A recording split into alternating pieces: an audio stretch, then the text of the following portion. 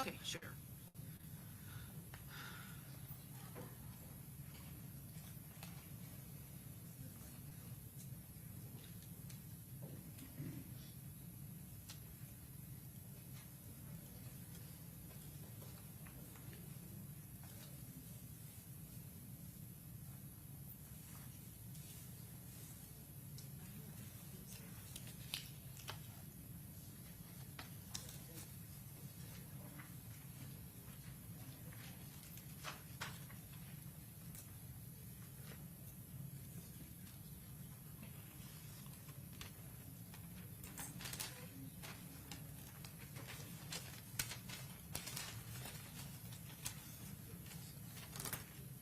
All right.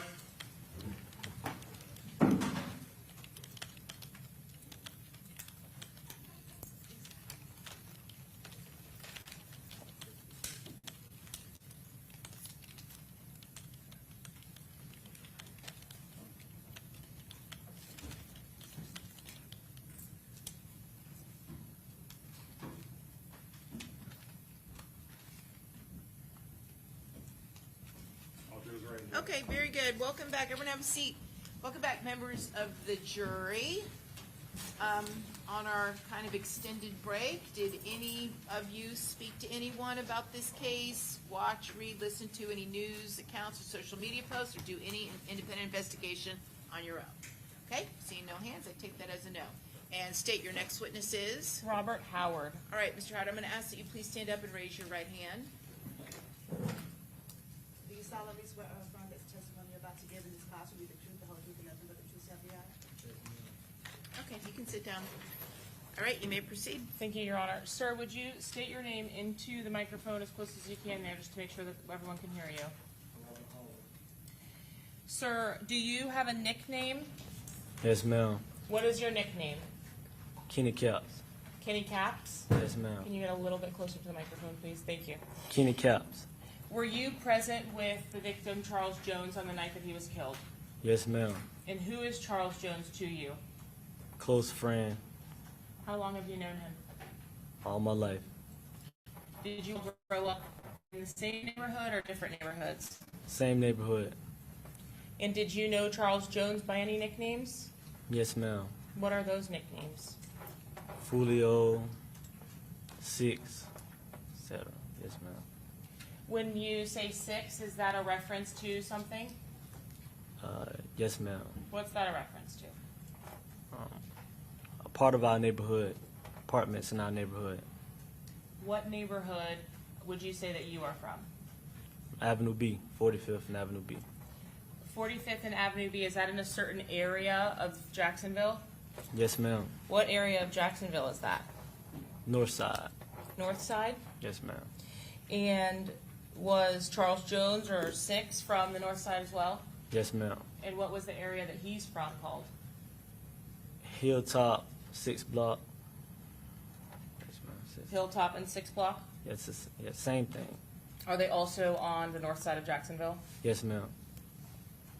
Now, clearly you're present in court today and you're incarcerated. Yes, ma'am. What are you in jail for? Distribution charge. A distribution charge Yes, ma'am. of drugs? Yes, ma'am. Of drugs. Yes, ma'am. Is the distribution charge a state charge or a federal charge? Federal charge.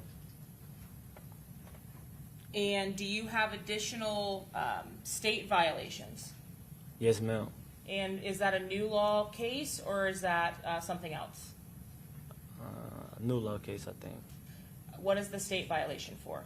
The state violation is just the new charge of the federal charge. Okay, so if I can kind of clarify a little bit, you have a new federal case No. for distribution, the case you told us about just now. Yes, ma'am. And you have state level charges. Are you on probation for something at the state level? Yes, ma'am. I'm on Okay. probation. Yes, ma'am. When you mentioned that you have some state charges, what are you exactly on probation for at the state level? Manslaughter and an aggravated battery and a battery on the Leo. And were you sentenced and served the sentence on the battery, the simple battery? Yes, ma'am. Are you still on probation for the manslaughter and the aggravated battery? Yes, ma'am. Did those arise out of the same offense, like something that happened on the same day? Yes, ma'am. Who died related to the manslaughter charge? Gerard Adams. Gerard Adams. Yes, ma'am. And who was shot when you indicated you have an aggravated battery as well? Willie Royal. Willie Royal. Yes, ma'am. Is that individual someone that has a nickname as well? Yes, ma'am. Yes, ma'am. And do you know the nickname of Willie Royal? Go crazy, will go crazy, something like that, in that nature. Go crazy or will go crazy, is that what you said? Yes, ma'am. Now, you entered a plea of guilty as to those charges, is that right? Yes, ma'am. When did that actually happen? 2018. And did Joe Rod Adams have a nickname? Yes, ma'am. What was that nickname? Spaz. Spaz? Yes, ma'am. Do you remember the day it happened in 2018? I'm not sure. I'm not direct. I think it's the 24th. I think it was August 24th, 2018. August 24th of 2018? I think so. Do you recall how long it took for you to be arrested for that offense? Like 3 days. I think that Tuesday happened Friday, Tuesday. What were the circumstances of that manslaughter and aggravated battery charge? What happened? Well, can you restate that? Yes. Your question. Where was was it a shooting? Yes, ma'am. Where did the shooting happen? At a high school in Jacksonville. What was the name of the high school? Raines High School. Raines High School. William M. Raines, yes, ma'am. And were you present at Raines High School on August 24th of 2018? Yes, ma'am. Were you present with other people? Yes, ma'am. Was Joe Rod Adams, as you mentioned, also present at that football game or after that football game? Yes, ma'am. And was the individual Willie Royal or Will Go Crazy also present at that football game? Yes, ma'am. After the conclusion of that football game, was there a shooting? Yes, ma'am. And as a result of that shooting, did Joe Rod Adams or Spaz pass away? Yes, ma'am. Is that the crime that you were arrested for a few days later? Yes, ma'am. And what was ultimately your sentence for that crime? 5 years in, 10 years on probation. When you say 5 years in, can you explain to the jury what that means? I served 5 years incarcerated and will have 10 years on probation. How old were you on the date you were arrested? 16 And were you charged as a juvenile or as an adult? as an adult. So is the probation that you are currently serving that you have violated with a new federal drug charge, the probation from that manslaughter and aggravated battery case? Yes, ma'am. And how long, so you spent the 5 years in custody on the original sentence. Yes, ma'am. Did you start probation upon your release? Yes, ma'am. Do you recall when you got released? May 31st, 2023. May 31st of 2023? Yes, sir. Yes, ma'am. And do you recall the date that you were arrested on the federal drug charges? June 23rd or 24th, 2024. The day of the homicide of Charles Jones or the day after? The day after the homicide, yes, ma'am. Okay. So only one day outside of him passing away, you were arrested. Yes, ma'am. In total, since your initial arrest on August 27th or so of 2018 through today's date, outside of the days you just told us, so from May 31st through June 24th, 2023 to 2024, have you been incarcerated for the rest of that time? Yes, ma'am. So you have the new federal drug case. Have you pled to that case, or is that case still pending? Still pending. And are you awaiting sentencing on that case? Yes, ma'am. How about the probation violation case? Have you had a hearing on that matter yet to resolve that case? No, ma'am. In this case, for which you are seated in the witness box, did you receive a court-ordered subpoena to appear? Yes, ma'am. Did you have an opportunity to speak with your attorney without telling us the context of that, but to understand the implications of not complying with that subpoena? Yes, ma'am. Do you want to be here? No, ma'am. Okay. Do you understand the difference between you being here under a subpoena as a witness and being like a co-defendant or a defendant in the case, correct? Yes, ma'am. You're not charged with anything as it relates to Hillsborough County? No, ma'am. And do you understand that your case in Duval County are with a Duval County jurisdiction? Yes, ma'am. What about, do you understand your case with the federal government is with the federal government? Yes, ma'am. At some point in time, were you subpoenaed to appear via an investigative subpoena after your arrest by the federal government to make a statement in this case? No, ma'am. You did not receive a subpoena to give a witness statement? Yes, ma'am. Yes, ma'am. And present for that witness statement, did you also have an attorney? Yes, ma'am. Is that while you were still in custody for the sale or distribution of drugs, the federal charge? Yes, ma'am.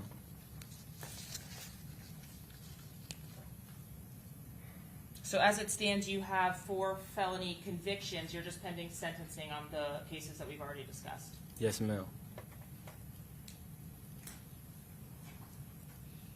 When you pled guilty to the death of Gerard Adams or Spaz, was there some type of was there a reason you pled guilty to that case in lieu of taking that case to trial? Yes, ma'am. What was that? It was best in my interest to plea out. How long had you already been in custody at the time you resolved that case? Almost 4 years. Had you been approached at all or ever during the pendency of your time in custody on the manslaughter about becoming a witness in the case against another possible shooter? No, ma'am.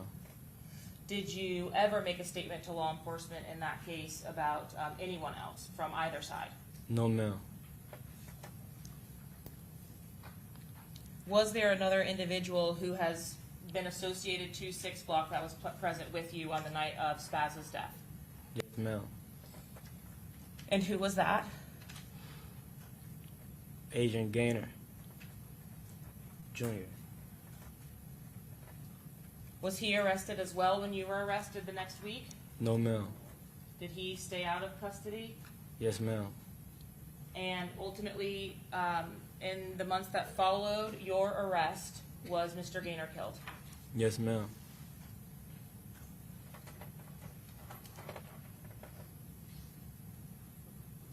Did you receive some type of benefit or notoriety for not making a statement against anyone in that particular case? Yes, ma'am. And how did that, what was the form of that? How did you get, credit for not talking? It was rumors about who actually pulled the trigger in that case. So, me not saying nothing gave me that honor or that fame. In 2018, when you went to jail, was drill rap the primary source of income for yourself or Charles Jones in Jacksonville? No, ma'am. Okay, go ahead. No, ma'am. When did drill rap start to become popular, if you remember? In my city, in Jacksonville, around 2020, I was already incarcerated around 2020. How would you hear about what was happening with the drill rap scene or YouTube and how you monetize that stuff? How would you hear about that? At the time, I was incarcerated, so video chat and new people coming in the jail. And they would kind of update you on the way things were evolving outside? Yes, ma'am. Okay. And when you actually were released in May of 2023, did you start to develop a little bit of your own following as well? Yes, ma'am. Even from custody itself, had you developed somewhat of popularity? Yes, ma'am.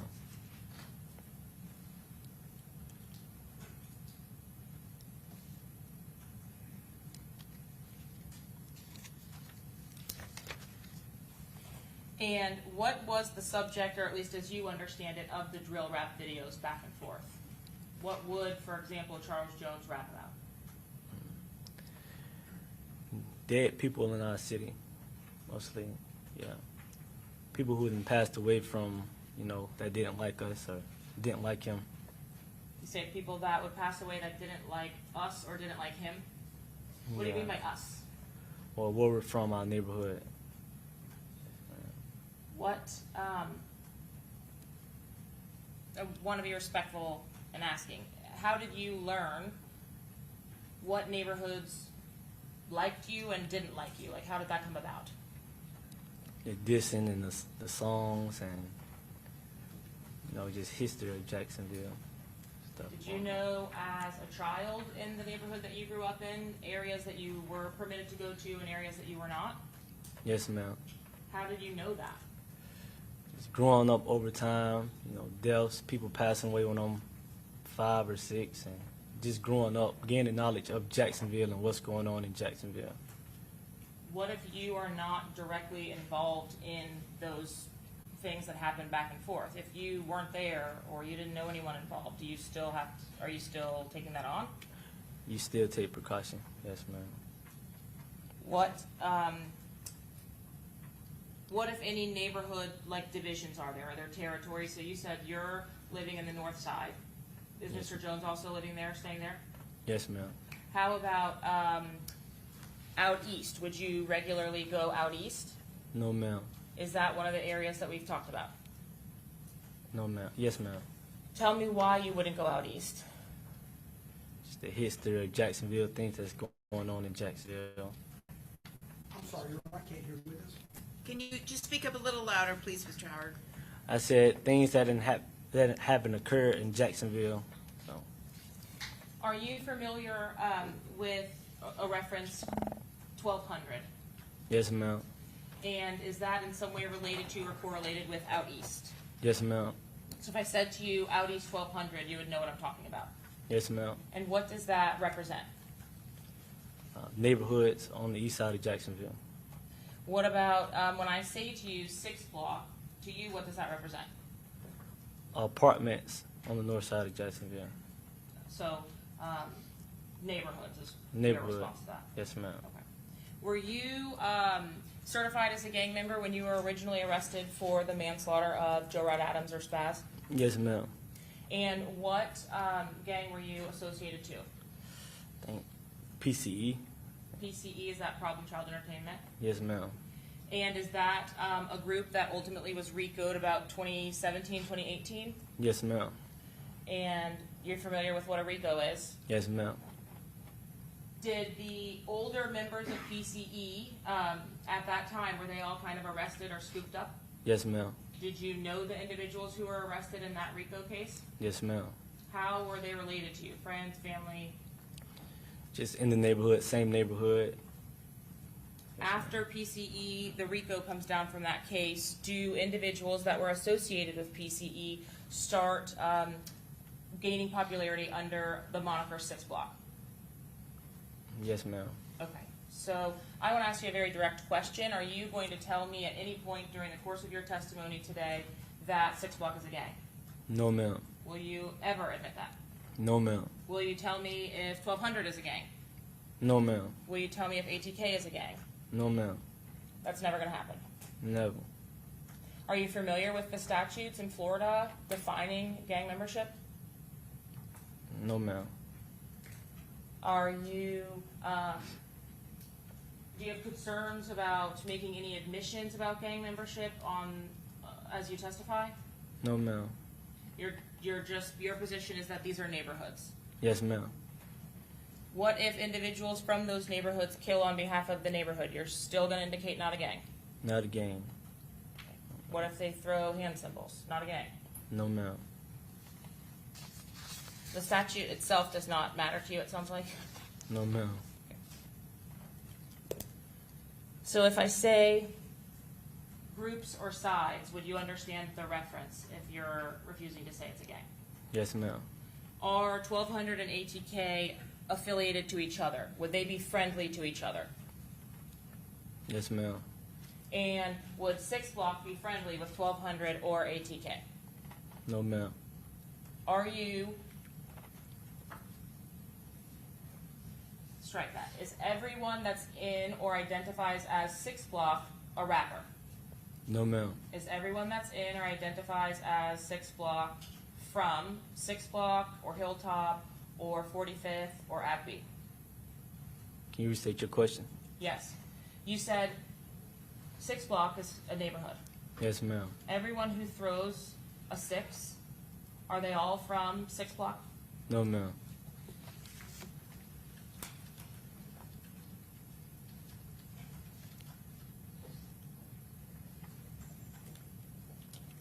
Now, just like we talked about PCE or problem child entertainment, many of those individuals you said go by 6 Block now. Yes, ma'am. At the same time from PCE or problem child entertainment, was there a similar group with 1200 that develops into 1200? Yes, ma'am. And what is that? Cuckoo gang, something like that nature. Cuckoo? Yes, ma'am. Is that KU? Yes, ma'am. And have you at least observed Cuckoo Gang representing 187 boys in their music or on the street? Yes, ma'am. But still, your statement is not a gang. No, ma'am.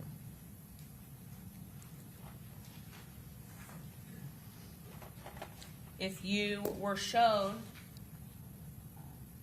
no, if someone indicated to you or did a sign that you understand to be 1200, would you recognize that? Yes, ma'am. If you saw that sign, would that be a friendly thing to you or an unfriendly thing to you? Unfriendly. Okay, so that's not someone you would like go get drinks with. No, ma'am. Okay. And you recognize that there are signs for 1200. Yes, ma'am. But your indication is that you don't understand that to be a gang. No, ma'am.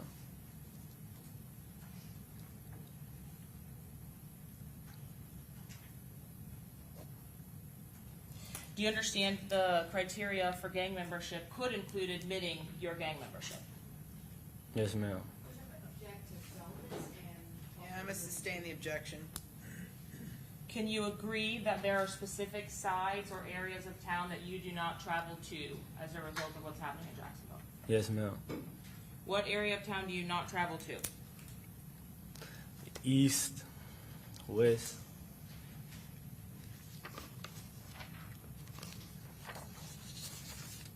Had you known Charles Jones at least on one occasion to travel to Melvin Park? Yes, ma'am. Was that an area of town that 6 Block was welcome? No, ma'am.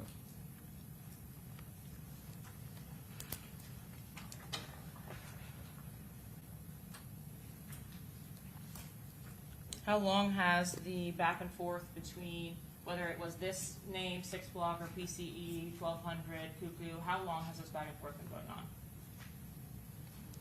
A long time. What do you mean by that? Before you went to jail 2018? Yes, ma'am. Before you turned the age of 10? Yes, ma'am. Most likely. Yes, ma'am. Before, is it as long as you can remember? As long as I can remember, yes, ma'am.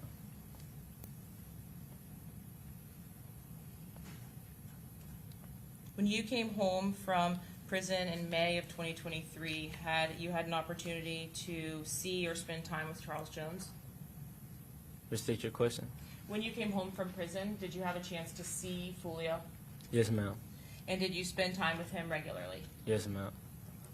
Were you able to catch up on the YouTube success he was having? Yes, ma'am. And were you also able to obtain some level of success in the same way? Yes, ma'am. Do you know an individual by the name of Gino Norris? Yes, ma'am. Who is that? It's like my cousin, close friend to the family, but cousins by marriage. My uncle, my great uncle is married to his auntie, so Your great uncle and his auntie. yes. When you say close to the family, I think you've said that a couple of times. Do you mean like your parents or your parents' siblings are friends with their families? Yes, ma'am. Is that common amongst your friends in Jacksonville? Yes, ma'am. Do you know Gino by any particular nicknames? Just Gino. Just Gino. Yes, ma'am. Did Gino hang out the way that you and Foolio would hang out? Did he have club appearances, or did he go to shows, things like that? No, ma'am.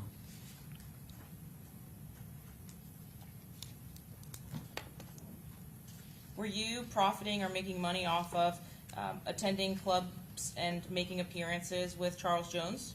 Yes, ma'am. Were you benefiting on your own behalf, or were you like working for Foolio? Kind of both. What do you mean by that? Some appearances it just be for me, and then sometimes him coming to shows and stuff, I'll, you know, get a percentage of it. So, And are you paid by the club itself to go there? about promoters, stuff What like that. What do you do? Do you put on a show, or do you just hang out? I hang out, and I also rap too, so sometimes it all depends on what's going on. It might just be an appearance, or it might be me actually rapping as well. How do club appearances get you money, or how does the club earn money from that? We bring in people, you know, people want to see us, so they benefit from it as well. And was, at least to your knowledge, Charles Jones or Julio Foolio probably one of the more profitable rappers in 6 Block? Yes, ma'am. Are you familiar at all with the music of Isaiah Chance or Rashad Murphy? Isaiah Chance, but no, not the other one. No, ma'am. Not the other one. And do you know of more than one song for Isaiah Chance? And I heard a couple. Are they doing the same numbers, essentially, that Charles Jones was doing on YouTube? No, ma'am. How long have these rival shootings been going back and forth, if you can recall? Before my time, a long time. Before your time? Does that mean before you were born? No, just before, when I was younger. Was this happening before you went to jail in 2018? Yes, ma'am. How many friends or family have you lost back and forth? A lot. Do you have a lot of the friends that you grew up with in Jacksonville still in Jacksonville? Some of them moved, some of them still here. In there in Jacksonville. If you lose a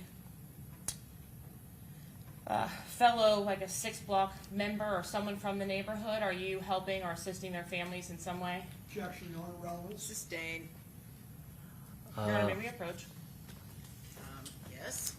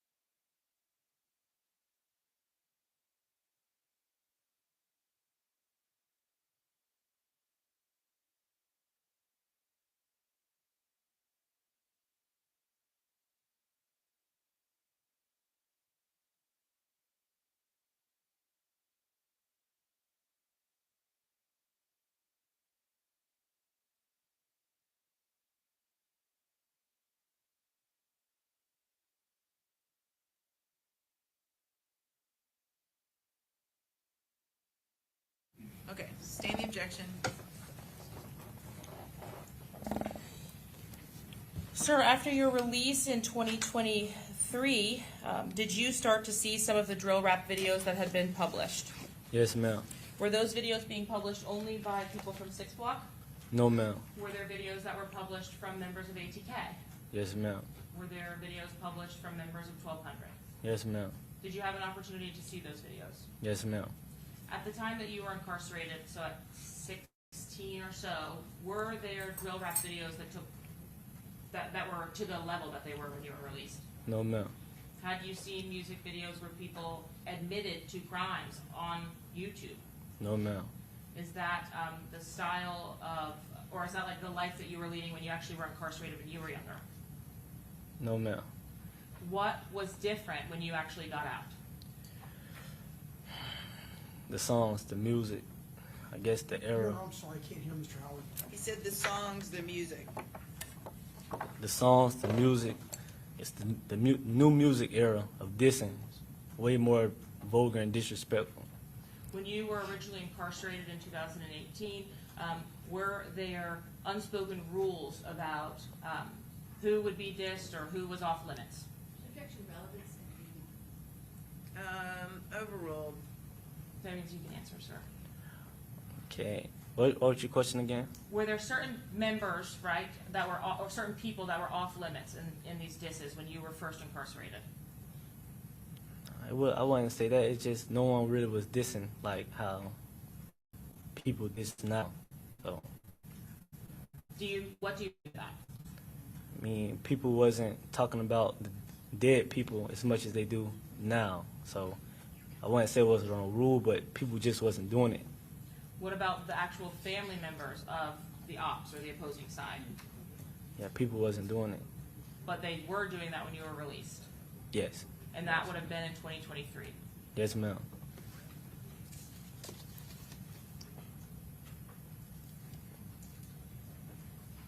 Did you also see a trend that that level of disrespect that you called it was more lucrative? Yes, ma'am. But were you also witness to the fact that there were repercussions to that? Yes, ma'am.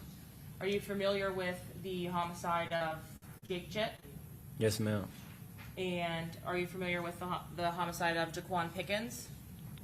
Yes, ma'am. Excuse me, that's the same individual. I Yes, apologize. Of Antonio Tilley. Yes, ma'am. Are those individuals that were killed in 2023 after you came home from prison? Yes, ma'am. Are those individuals affiliated with the same side? No, ma'am. Which side was Jaquan Pickens affiliated to? Just from the north side, from my neighborhood, 45th area. And what about Tilley? What side was he affiliated to? I think the north side too, but I think he was more like ATK, That would be friendly or unfriendly to 6 Block? unfriendly. Unfriendly. In the weeks leading up to the actual homicide in this case, so when Charles Jones is killed, did you see social media start to ramp up as it related specifically to Charles Jones and some of the defendants? Yes, ma'am.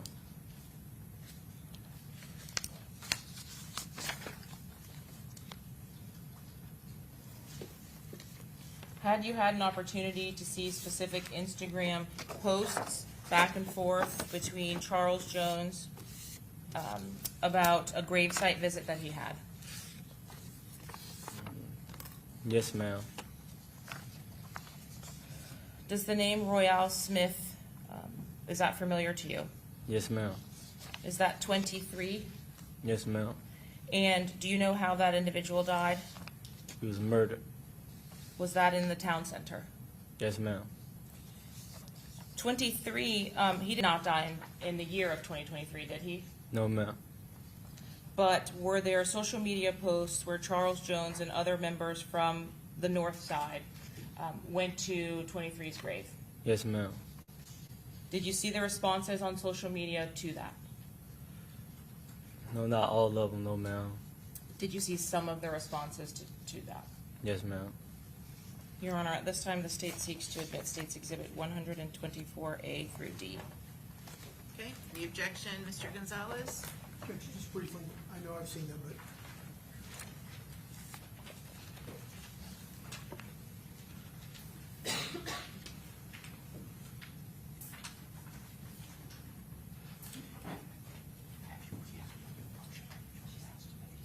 Yes.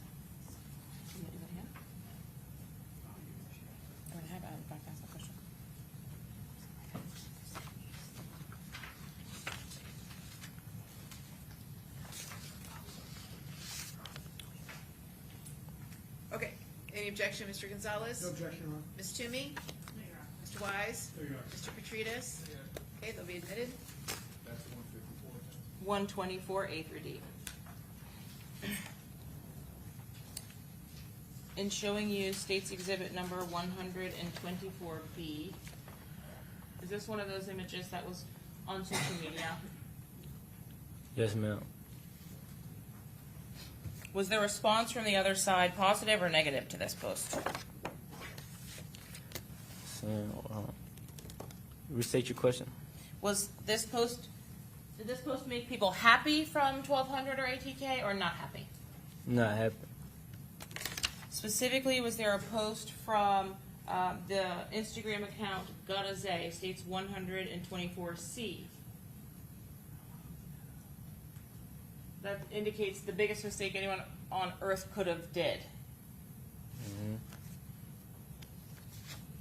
And ultimately did, on 124A, Mr. Jones post himself at that same place. Yes, ma'am. Was this type of dissing going on when you first got incarcerated? No, ma'am.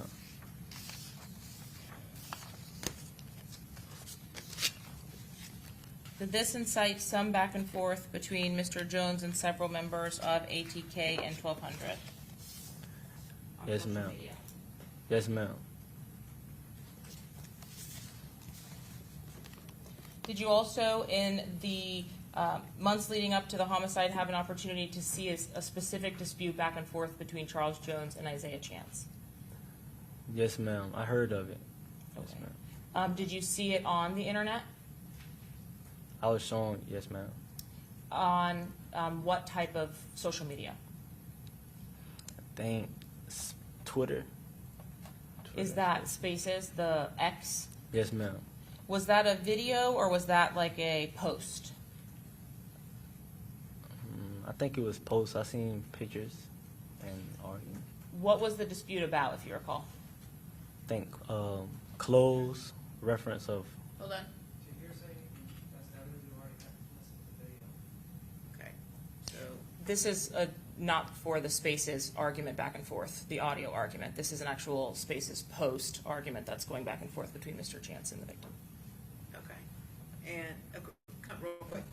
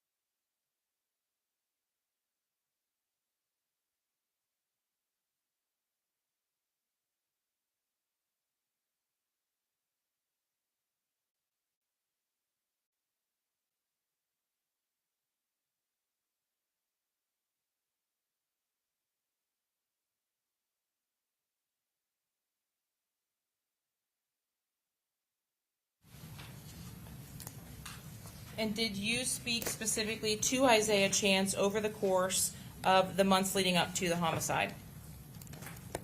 You restate your question. Did you speak to Gutta in the months leading up to the homicide? Yes, ma'am. Was it unusual for you to talk to him? No, ma'am. Do you know him by Isaiah Chance as well? No, ma'am.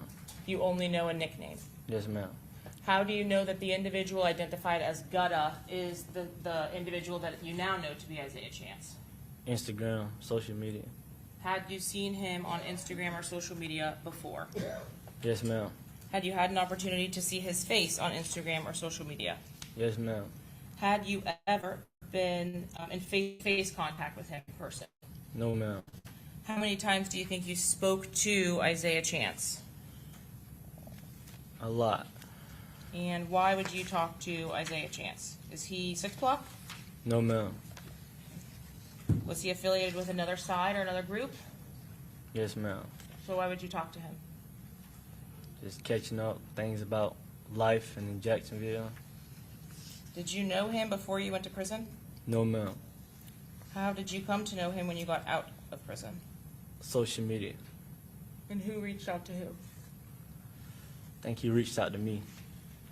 On several occasions, did you have a chance to see likes from Mr. Chance on social media accounts? Yes, ma'am.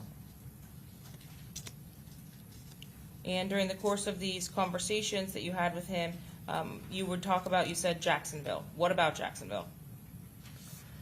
Things that's going on in Jacksonville, people, stuff like that. People related to 6 Block and ATK and 1200, or the news anchor on the news at night? People in and from the neighborhood, Jacksonville thing. Okay. Let's talk a little bit about the weekend of June 21st of 2024. Did you have an opportunity to come to Tampa with Charles Jones? Yes, ma'am. What day did you come down here? I don't recall. Do you know what you did on the first day that you got here? Yes, ma'am. What did you do?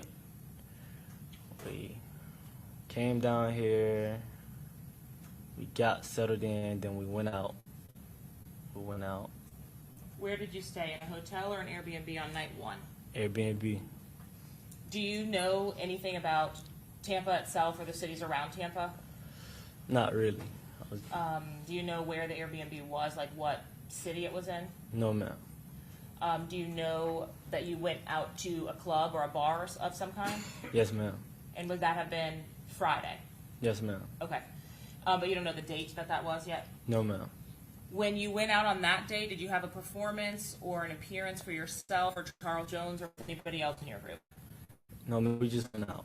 Just for fun? Just for fun. What was the purpose of the whole trip to come down here? Birthday. Whose birthday? Charles Jones. Was there anyone else other than yourself and Charles Jones with you all? It was me, Gino, and Charles Jones. In your car? Foolio's car. Charles Jones' car. And other than Foolio's car, did other cars come down to Tampa with you all? Yes, ma'am. Was there an individual present by the name of Xavier Edwards? Not the first night, no. Was there an individual by the name of Xavier Edwards on the second night? Yes, ma'am. Do you have any kind of relationship with Xavier Edwards? Yes, ma'am. What's that relationship? Another friend. Does he have a nickname? Yes, ma'am. What's that nickname? We call him Fat Zay. Fat Zay. Yes, ma'am. Is he heavyset? Yes, ma'am. Have you heard the nickname Fat Boy? Yes, ma'am. And has that ever been used in reference to Mr. Edwards as well? Yes, ma'am. Do you have several other nicknames for Mr. Edwards regarding his weight? Yes, ma'am. How about Taifa McCrae? Do you know that individual? Yes, ma'am. Do you call him Taifa?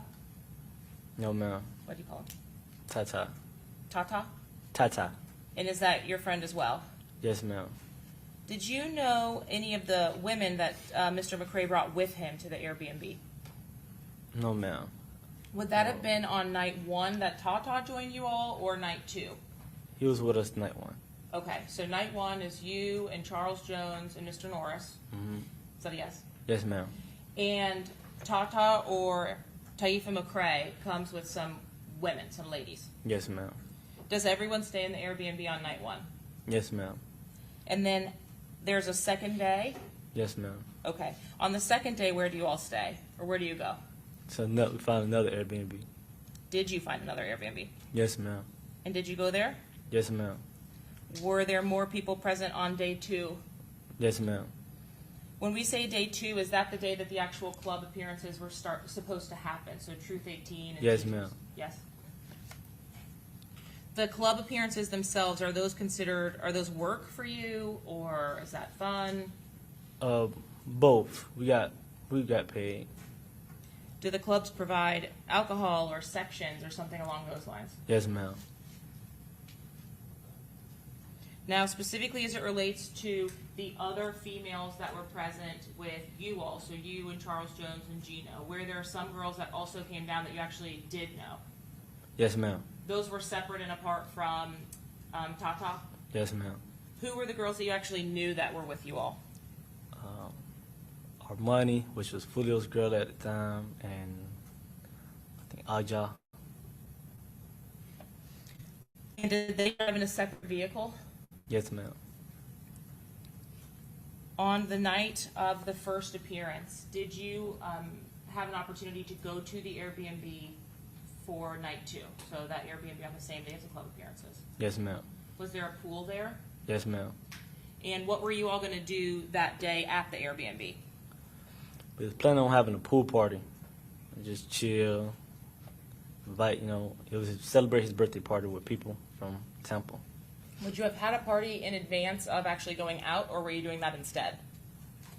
We're going to do both. It's supposed to be the pool party, then the show later on. Does something happen in to change the plans of staying at the Airbnb for that night? Yes, ma'am. Were you all removed from the Airbnb or kicked out or something? Yes, ma'am. At that point, were people that you saw posting to social media, if you could remember? Restate your question. Were people posting on social media about the pool party and the party at the Airbnb? Yes, ma'am. Did you stay to help unload the Airbnb from that night? No, ma'am. What did you do? I fled. I left Where did you go to? to the club And what was your purpose in going to the club? to check, to see, just scope out the scenery. Scope out the scenery? Yeah, of the club. What does that mean? Just make sure everything's good, the location of it. Make sure I see everything's all right, before he shows. Do you have some information about what you're being promised before you get to the club as a part of the appearance? So a section or bottles or girls? Yes, only? ma'am. And is that what you were checking for when you say check it out? No, ma'am. Did you actually arrive at the first club, Teasers, before Charles Jones? Yes, ma'am. Was anyone else with you when you got there first? Yes, ma'am. Do you recall who was with you? His name is Tommy. Was Tommy also at the Airbnb? Yes, ma'am. Is Tommy's nickname tax-free? Yes, ma'am.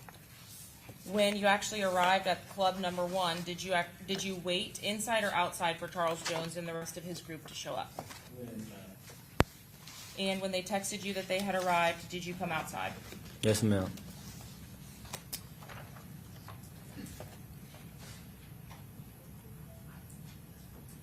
I'm showing you a still of what's been previously admitted as states 41A. Are you able to see that picture okay?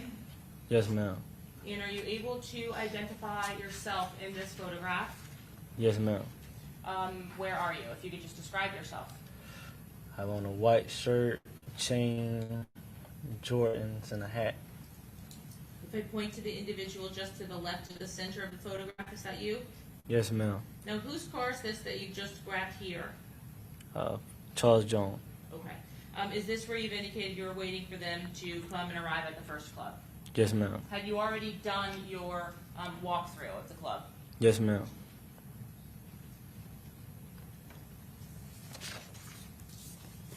While inside of Teasers, did anything out of the ordinary happen? No, ma'am. Were there any problems inside of the club with people that were not a part of your party? No, ma'am. How about outside of the club? No, ma'am. Could you see that Charles Jones had been posting to social media? Yes, ma'am. And over the course of the night, did you see, Charles Jones drinking Don Foolio? Yes, ma'am. Was there any significance to that? What do you mean by that? Was there any importance for that? Like, is that normal that he would drink Don Julio? No, ma'am. Did he normally drink? No, ma'am. Do you drink? No, ma'am. On this particular night, was he drinking? Yes, ma'am. And what was he drinking? Don Julio.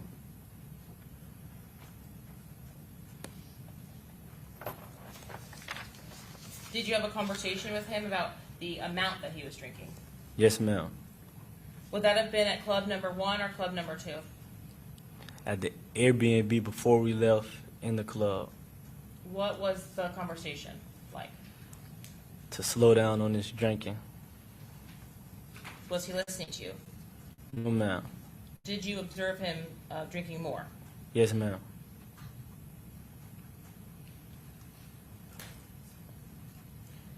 And did you continue to make comments to him throughout the night? Yes, ma'am. Did you take an opportunity at club number 1 to look around outside at your surroundings? Yes, ma'am. Why did you do that?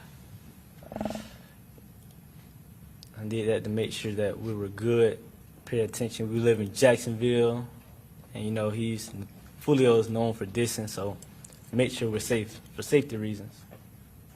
Is that something that you do regularly? Yes, ma'am.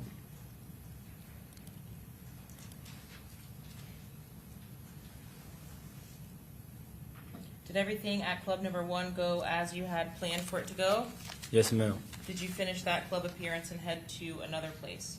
Yes, ma'am. When you got to the second club, is that the club that has 2 stories? Yes, ma'am. Do you remember the name of that one? I think it's Truth. Were you slated to appear at the first club alongside Foolio or the second club? First. And when we say that you're going to appear, does that mean you are also on these flyers that promote the appearance? Correct. Were you on the flyer to promote the first club? Yes, ma'am. Was there a flyer to promote the second club that you were on? No, ma'am. When you arrived at the second club, had anything changed? Were there any issues? No, ma'am. Did you all go inside of the second club? Yes, ma'am. Did you have an opportunity to see whether Charles Jones was still posting on social media? Yes, ma'am. Was he? Yes, ma'am. At that point, did you say anything else to him about that? Yes, ma'am. And what did he say to you? To relax and to let him enjoy his birthday. And did you do that? Yes, ma'am.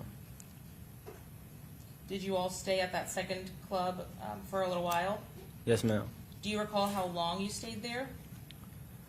No more than an hour, like an hour. Did you all set up or arrange for a place to stay after you had been kicked out of the Airbnb that second night? That's why we were there to buy time. Yes, ma'am. We were trying to. At the club. Second club. Yes, ma'am. And so were you searching for places while you were there? Yes, ma'am. Were you successful in finding a place? No, ma'am.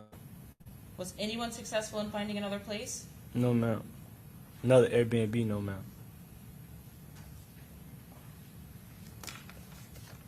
At some point, is the appearance at club number 2 over? Yes, ma'am. And do you have an opportunity to head down to the parking lot with Miss Adoja and Miss Armani Turner? Yes, ma'am. Did everyone else in the party also leave or go to their cars at the same time as you? Yes, ma'am. At this time, Your Honor, the state seeks to introduce States 149B. Okay, any objection? Mr. Gonzalez? No objection. Ms. Tumi? Mr. Wise? Ms. Petrides? Mr. Petrides? Okay, admitted? So I'm going to show you 149B. Can you see the screen okay? Yes, ma'am. In this image, is this fairly depict what the first floor looked like when you all returned to your cars?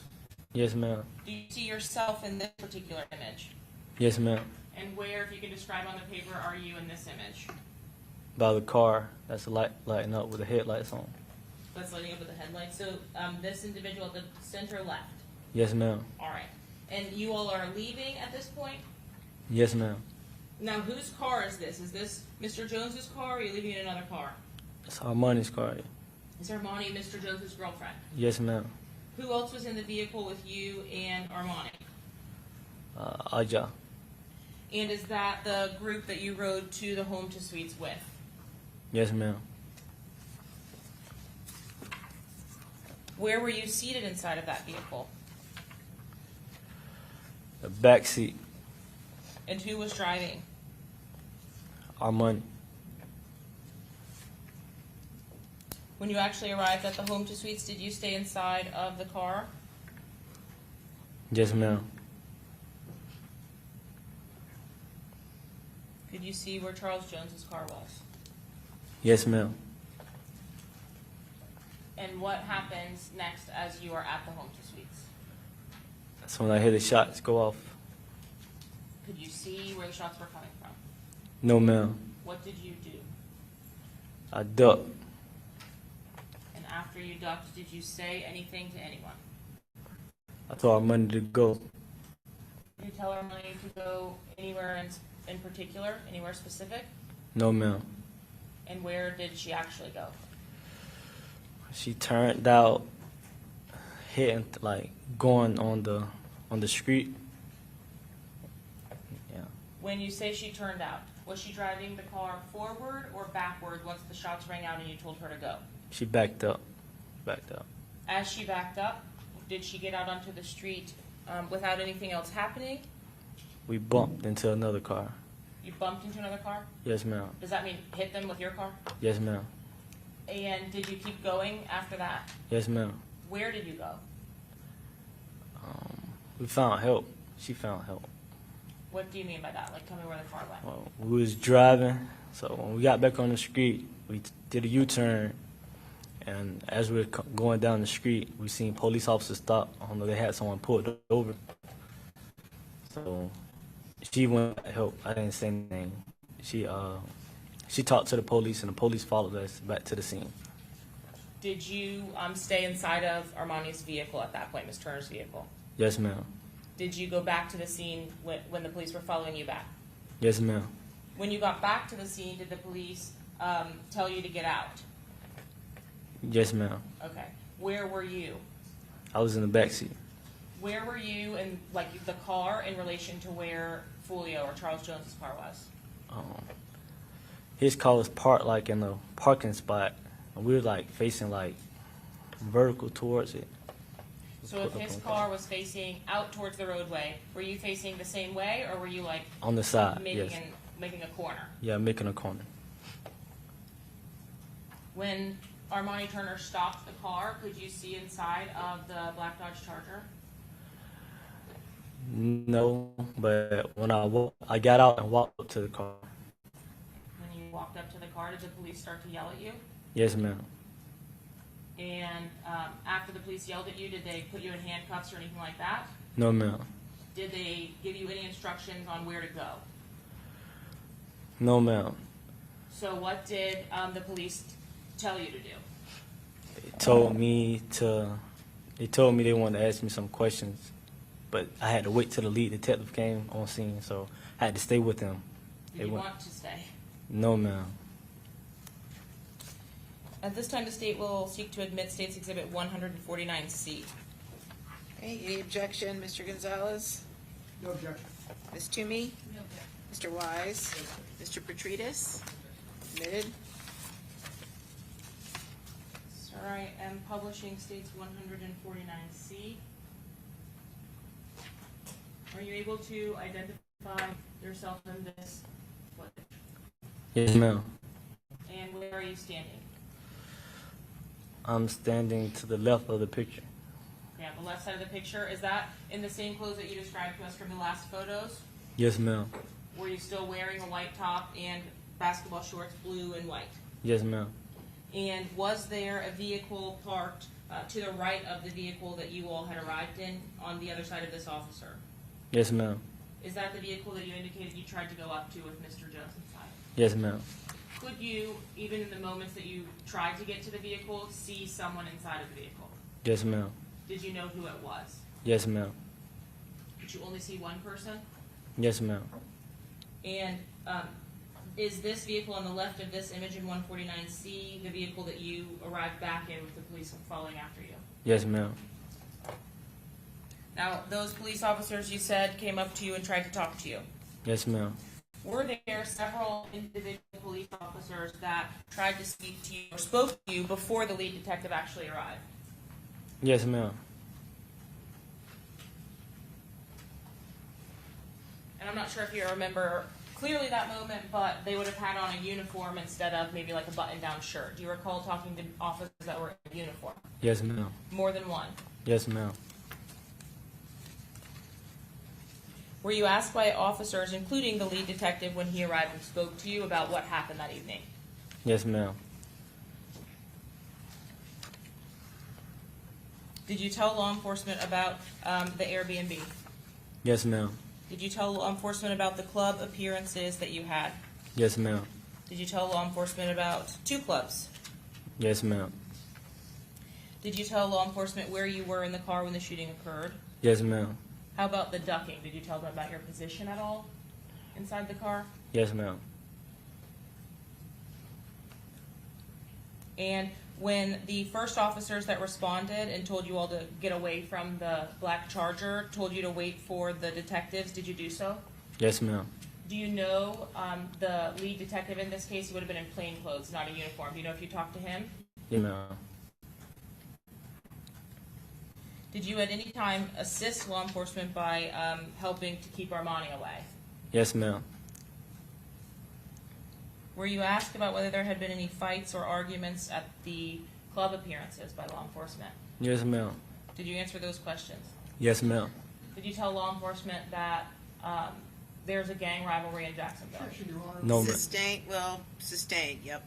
Did you tell law enforcement anything about gangs during the course of those interviews? No, ma'am. Did you tell law enforcement anything about anyone being in a gang? No, ma'am. Did you speak to anyone that night about the drill rap scene in Jacksonville? No, ma'am. At this point, did you know who had committed the murder? No, ma'am. As you were on scene, did you start to see some posts that became relevant to you from individuals from Jacksonville? Yes, ma'am. Where did you see those posts? Instagram. Are you familiar with a social media account linked to Gutta Zay? Yes, ma'am. Did you see any social media post from the account of Gutta Zay? Yes, ma'am. Did you see any Instagram accounts from an account called Ghost187? I don't recall. Seeing a post on that? I don't recall. No, ma'am. Do you know an individual by the name of Ghost? Yes, ma'am. Have you talked to, prior to the homicide, an individual by that name? Yes, ma'am. Had you seen the face of an individual by that name on a prior occasion? Yes, ma'am. The timing of the posts that you saw to social media, were those before or after you had a chance to speak with Mr. Jones's family members? Right before. Can you talk to us a little bit about your relationship or prior relationship with Isaiah Chance? If he's not affiliated to 6 Block or he's associated with other groups, why would you maintain a friendship or relationship with him? Can you restate your question? Why would you be friends with Isaiah Chance, knowing he does not get along with 6 Block? We had just conversations. His music was okay, and I heard about him, so we had conversations, talking. I took a liking to him, so we started having conversations, more conversations. And did you ever speak to him about anything that was going on inside of 6 Block or with 6 Block people? No, ma'am. What was the purpose? What were you hoping to gain by having these conversations with him? What I wanted to gain from talking to him. That's your question. Yes. Just, stuff was going on in Jacksonville, hoping he'll say something or anything or leading to something, just excess stuff about other neighborhoods. So we're not talking about, like where the new nice restaurants are. No, ma'am. You were hoping to get information. Yes, ma'am. Were you asking him directly for information? No, ma'am. The way that you talked to him, were you hoping that he would accidentally give you information? Yes, ma'am. Objection, Your Honor. Reading. Overruled. Did he at times give you information? No, ma'am. Did you, in the course of your conversations with Isaiah Chance, actually slip up? Yes, ma'am. And how did that occur? Well, a female I was dealing with at the time,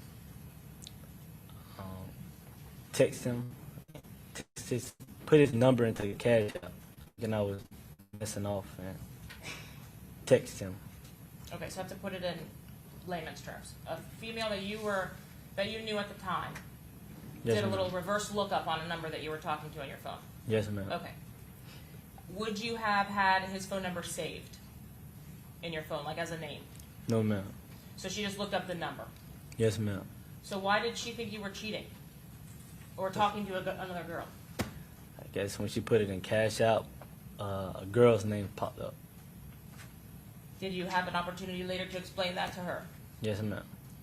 So was it you utilizing your direct phone number to make these contacts or communications with Mr. Chance? No, ma'am. Okay, so you'd use a different number. Email.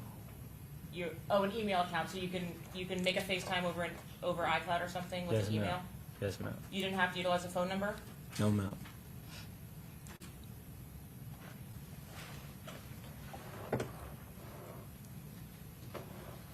And prior to this homicide, did you also have an opportunity to speak to an individual by the name of Rashad Murphy?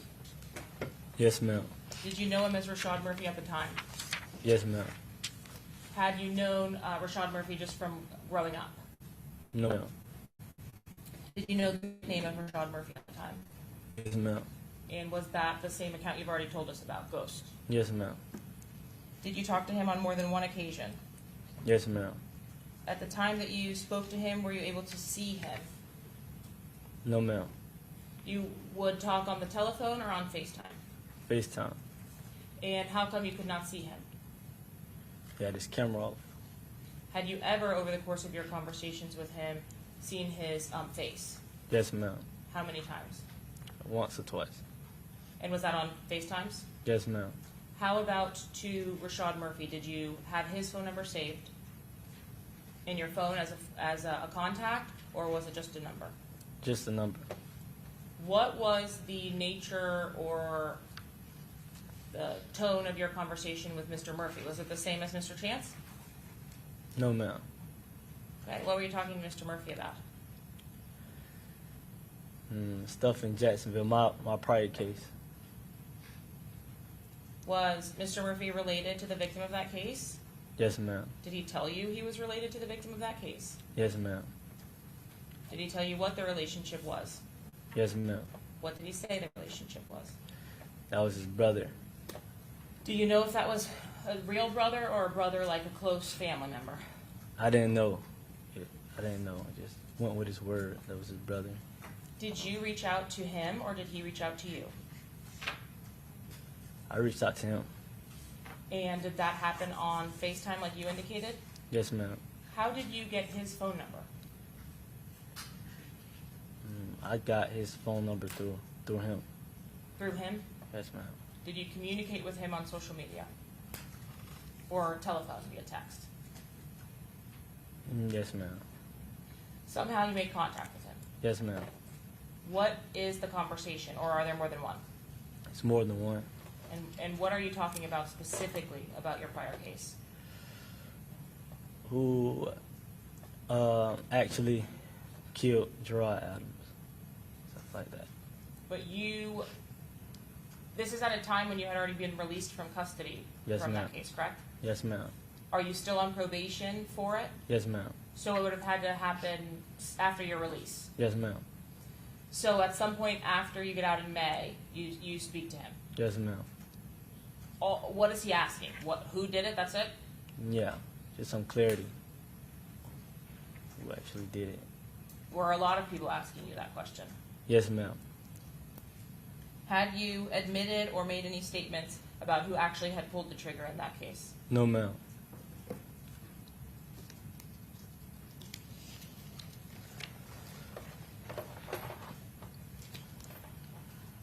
And specifically after the homicide itself, did you have any contact with Rashad Murphy?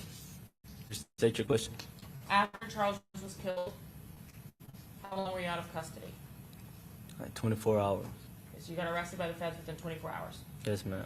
From the time that you come back and find Charles Jones at the Black Charger early morning on the 23rd, Yes, to ma'am. the time that you get arrested by the feds, Yes, ma'am. did you have contact with Rashad Murphy? Yes, ma'am. In what way? He texted me. And what did he say? He forgives me. He forgives you. Yes, ma'am. Did he say anything else in the texts? I think to call him. Did you actually call him? I'm sorry, Your Honor, I didn't hear the witness's response. To call him. To call him. Did you actually call him? Yes, ma'am. Do you recall what that conversation was with him when you actually called him? Yes, ma'am. What did he say during the call itself? He forgives me again. He forgives me. And where was I? Did you understand where were you to be about, or did he give you any kind of context when he said where were you? Where was I? I was, just where was I? What did you respond to that? I was around. And did he say anything else? Stuff like he seen me Where? walking down the stairs of the club, I guess. So he seen me by the club. Seen me at the club. Did he say what you were doing at the club when he saw you? He said I was paying attention. That you were or were not paying attention? I were paying attention.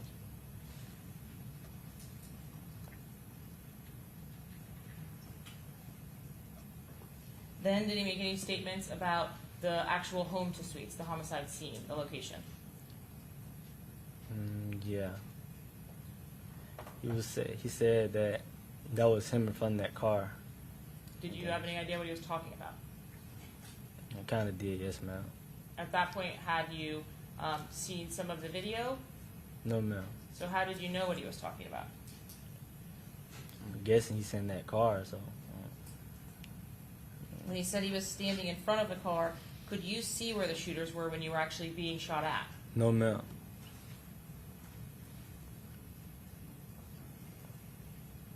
Did you know what area Rashad Murphy or Davion Murphy were from? Yes, ma'am. Where's that? Out east. And is that 1200 territory? Yes, ma'am. Did you know anything about Sean Gathright before the homicide? No, ma'am. Have you been to his house in the suburbs before the homicide? No, ma'am. Did either Sean Gathright or Isaiah Chance grow up in any of the either projects or neighborhoods or areas that you're familiar with? No, ma'am. Do you know whether Rashad Murphy or Davion Murphy, on the other hand, were legitimately from out east? Yes, ma'am.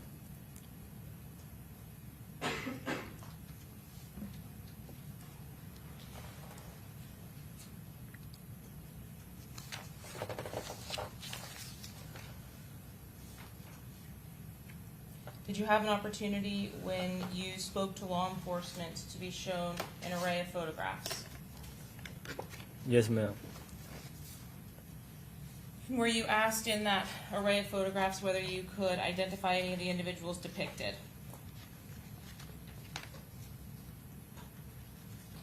Were you asked if you knew anybody in there? Oh, yes, ma'am. Yes. Showing you what's been marked as states 107. Do you recognize these papers? Yes, ma'am. Do you recognize your signature? Yes, ma'am.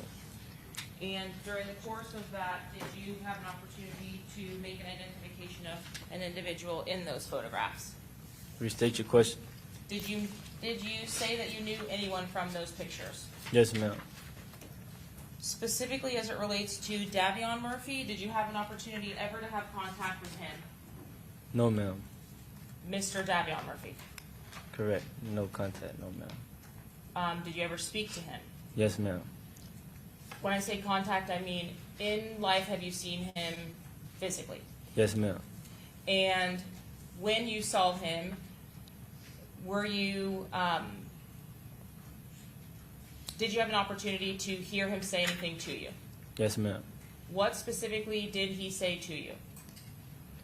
He just let me know who he was. He said his name, told me who he was related to, and told me that,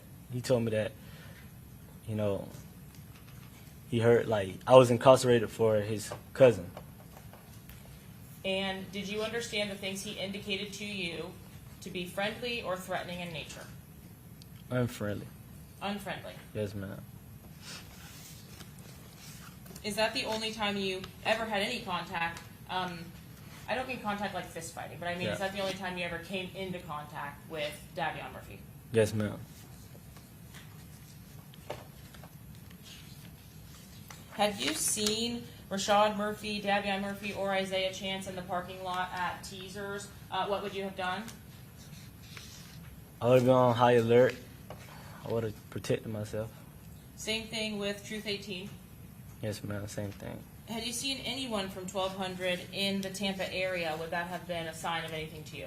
Yes, ma'am. Your Honor, may I have one moment? Yep.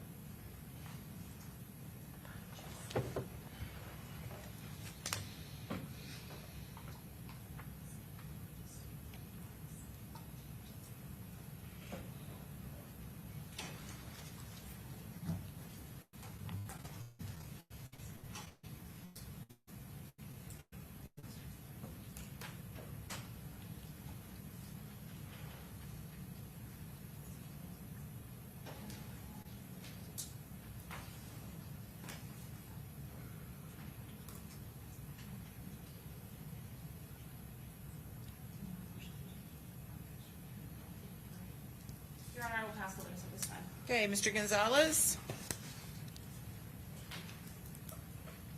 One moment, Your Honor. Sure.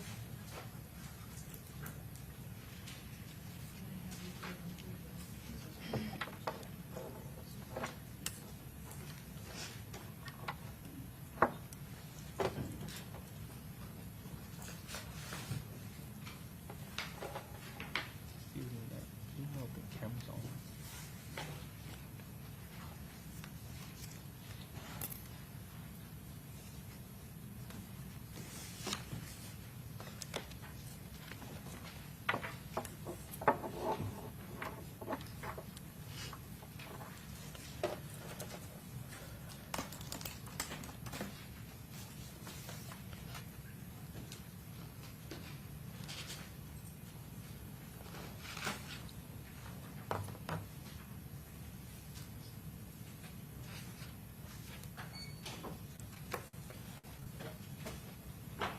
Mr. Howard,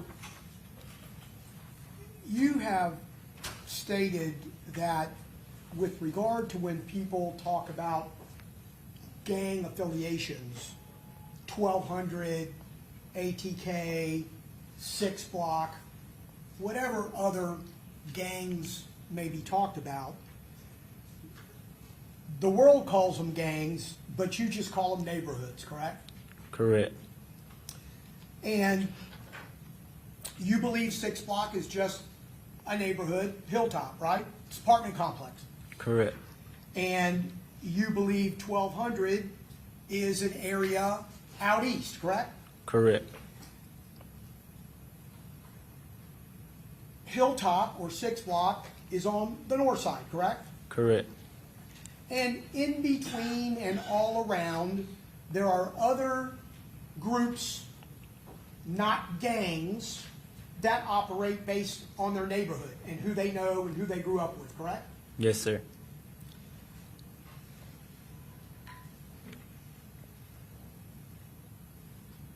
And I think you talked about on direct hand signs that are used, whether it be for 6 Block, whether it be for 1200, whether it be for ATK or any other group. Those hand signs depict that you are from that neighborhood, It can, yes, sir. okay?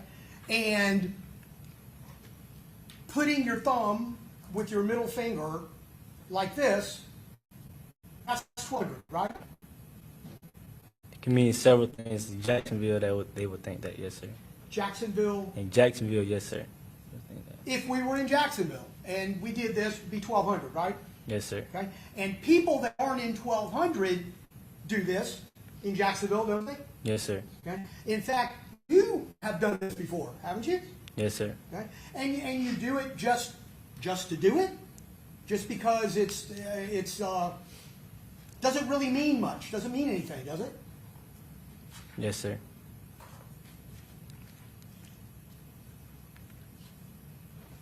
Is there a hand sign for 6 Block? It's a yes, sir. Yes, sir. Show me what it is.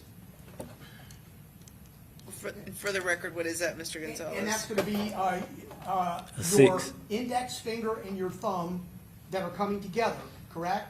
Yes, sir. And then the other 3 fingers are all in one line, so it kind of looks like a 6, right? Yes, sir. Okay. Other people that are not 6 Block do this too, don't they? Yes, sir. Okay. Could they do it because they are following maybe a rapper or a group that are producing or showing rap videos? Yes, sir.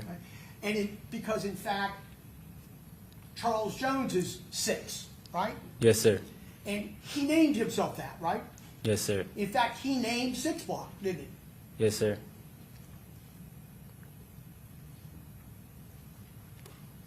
And you were very close friends with Mr. Jones, correct?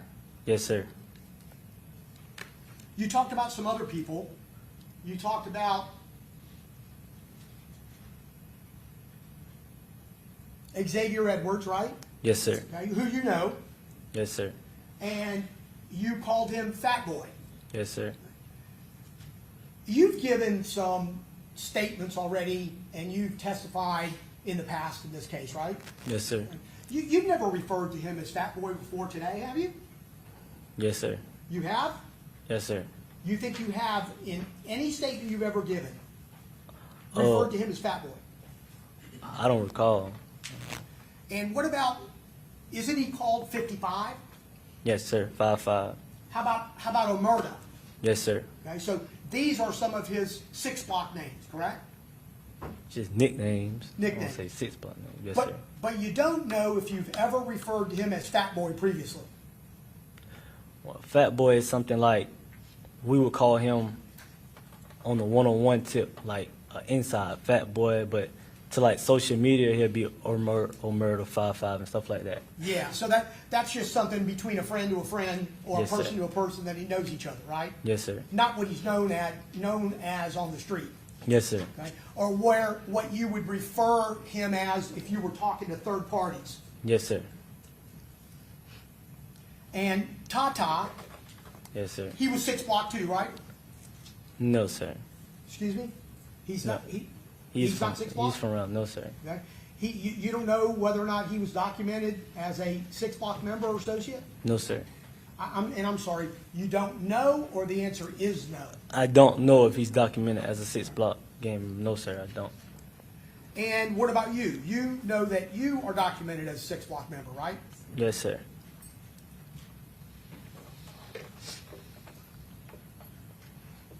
And I think you told State on your direct examination that the night that you were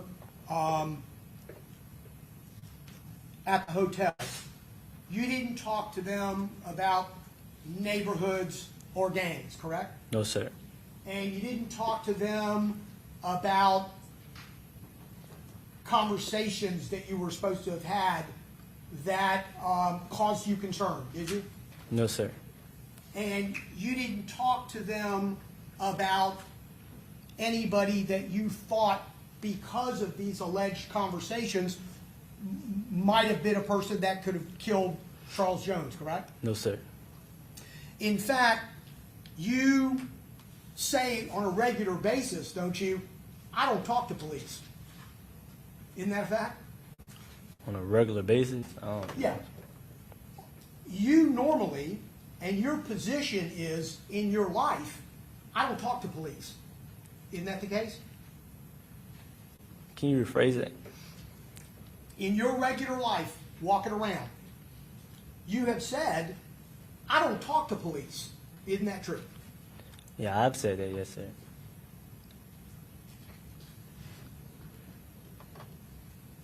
And that night was pretty much the same situation.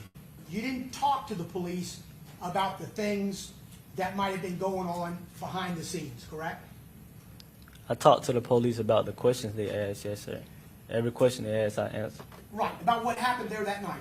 Yes, sir. And where you had been, and who you stayed with, and what you saw, right? Yes, yes, sir. But nothing about what really could have been happening, right? Correct. Yes, sir. And Mr. Howard, you're called Kenny Caps because you cap people. Objection, Your Honor. You can answer. No, sir. Right? And I think you've said you're called Kenny Caps because of South Park? Correct. Kenny on South Park? Correct. Kenny McCormick on South Park, right? Yes, sir. Okay? That doesn't have anything to do with Caps, does it? It has to do with Kenny. It came with it.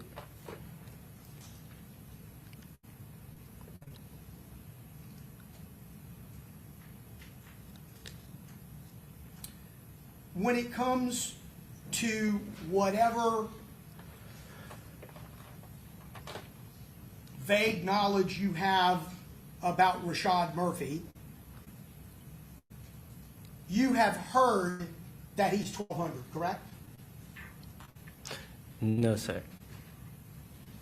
Go ahead, restate your question. You have heard from others that Rashad Murphy's 1,200, correct?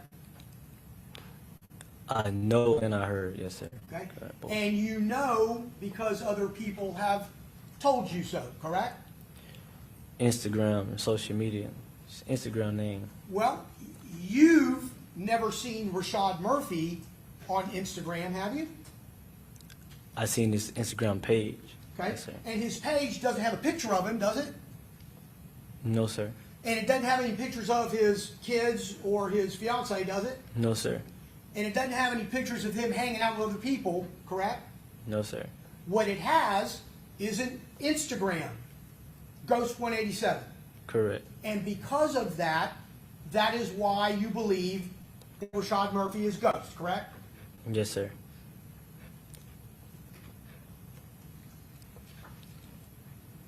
Along with other people that have said that, correct? Rephrase it, what you're saying. The other reason is because other people have told you that, correct? No, sir. But what you do know, right, is Rashad Murphy is from the East Side. That's where he was raised, correct? Correct.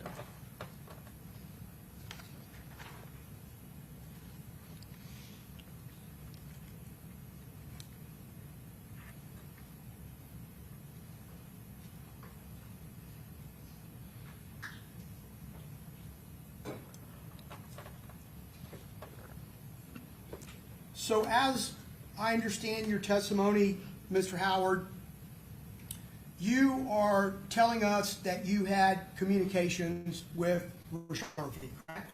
Correct.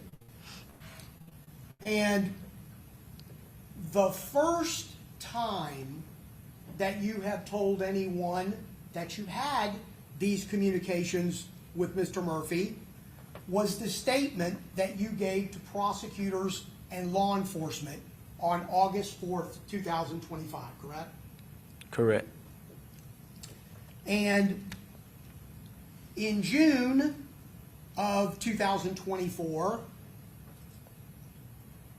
which was the death of Charles Jones,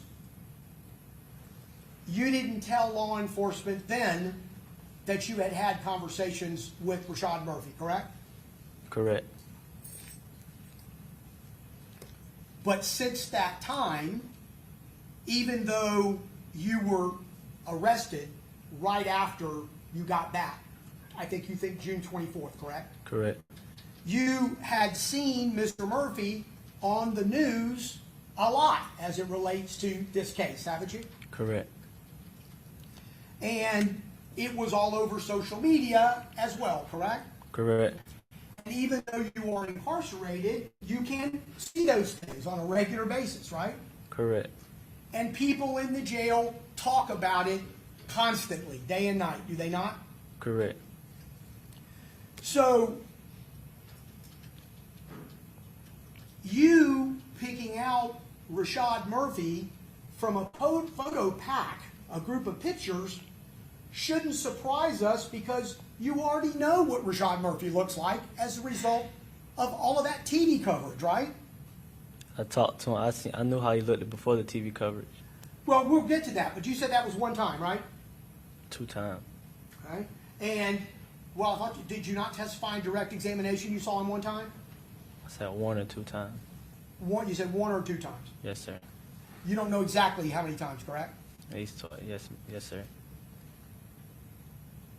What you did say, though, is that you had 3 or 4 FaceTime conversations with him, right? Correct. And those FaceTime conversations were either showing a black screen or the ceiling or the wall, correct? Correct. That's what you testified to, correct? Correct. You also said that the way that that happened is that you got his number and you reached out to him. Correct.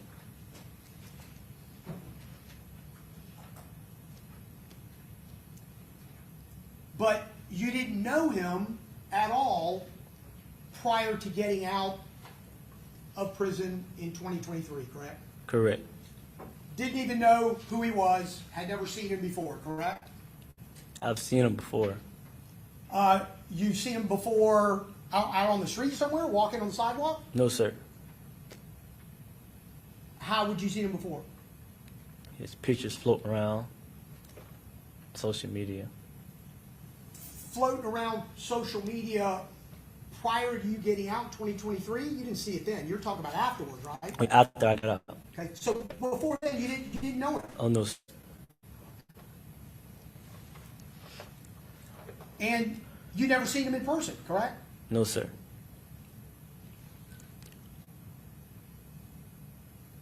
So this conversation that allegedly occurred after Foolio's murder Yes, sir.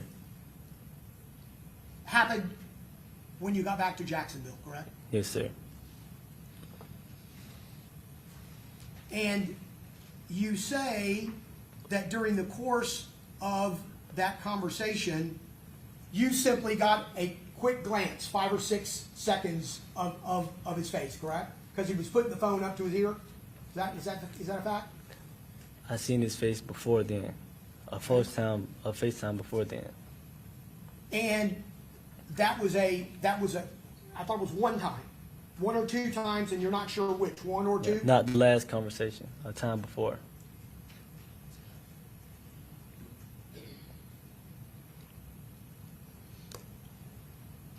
Was the phone call or the communication with a 904 number? I don't recall. Don't recall the number? Don't I recall the recall- area code? I don't recall the area code. Okay. Let me ask you, was there a 2 in the first 3 digits of the phone number? I seen the 2 in the number. Yes, sir. Was it in the first 3 digits? I think so. Like, you know how you say 813 Tampa or 904 It was in the Duval? first. It was in the first 3 digits. It was in the area code, or it was in the beginning of the first numbers. Okay. So before you have like the hyphen and then you get the last 4. Yes, yes, sir. You sure about that? I think I'm sure. I think I'm positive. Would it surprise you if Mr. Murphy's phone doesn't have a 2 in the first 3 digits? Would that be surprising to you? It wouldn't be surprising. That means he wasn't calling me. If he was calling me from a different number, then Okay, so he's calling you from a different number than his own. yes, sir.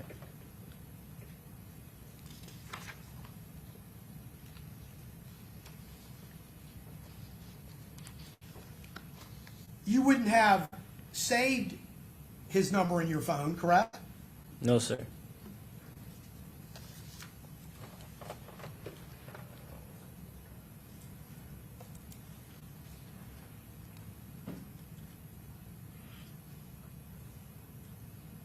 So actually, this whole thing started allegedly because you reached out to him first, correct? Correct.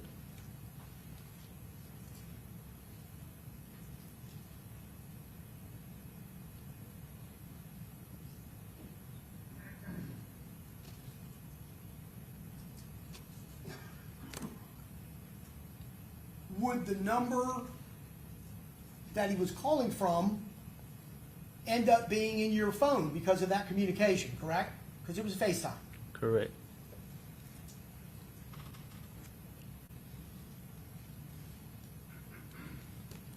And you had that number since you got out of prison in 2023, correct? No, that phone wasn't in service. I'm sorry? The phone wasn't in service. Okay, so the phone that you were talking to him from, it was the phone you had since you got out of prison, No. It was a different phone? Yes, sir. And that phone had a username, correct? Correct. Kenny Caps? No, sir. 8 p.m. Yes, sir. 8 p.m. Kenny Caps. Yes, sir. A-B-M Kenny Caps? Correct.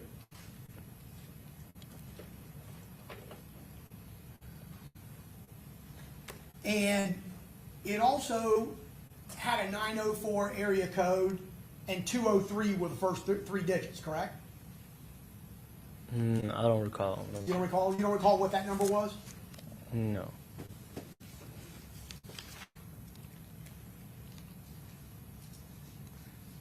But you had that phone on you when you were arrested in Jacksonville, right? Correct. And that phone was seized or taken by law enforcement, correct? Correct. And that's where it is, as far as you know, right now as we speak today. Correct. So talking a little bit, strike that. The drill rap videos that you talked about a little bit on direct examination, you've seen lots of them, right? Correct. And it may not be just 6-block videos, may not be just 1,200 videos. You look at a lot of drill rap videos, don't you? Correct. And is that because you just like the music, you're a rapper yourself? Are you a drill rap video at times? Drill rap rapper at times too? No, sir. Okay. So you just rap, you don't drill rap. No. Yes, sir. Correct. I'm sorry, you know what? Correct. Okay. But you've seen a lot of them, correct? Correct. Okay. And they are put on social media, on YouTube, in order to get clicks, correct? Correct. And that turns into money based on views and based on the platform that's being utilized, right? Correct.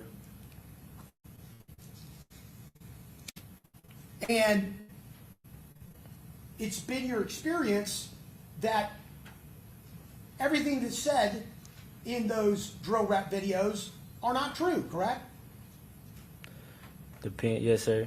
Depends. So some is not, correct? Correct. You would agree with me that portions of what are in these videos, regular videos, drill rap videos, aren't always correct, are they? Correct. They're not always true, are they? Correct. They don't always have facts in them as much as they have lyrics that people want to hear, correct? Correct.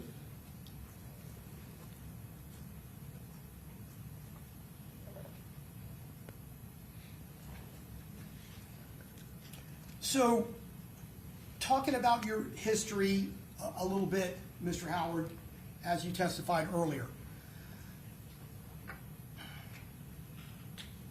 It's your testimony that Adrian Gaynor killed Joe Wright Adams, correct? Rephrase that. It is your testimony that Adrian Gaynor killed Joe Wright Adams in 2018 at Rains High School, correct? When is that testimony? Well, I'm asking you, isn't that a fact? Correct. And that was like anything else in Jacksonville that has to do with neighborhoods, not gangs, you know, you said, but neighborhoods.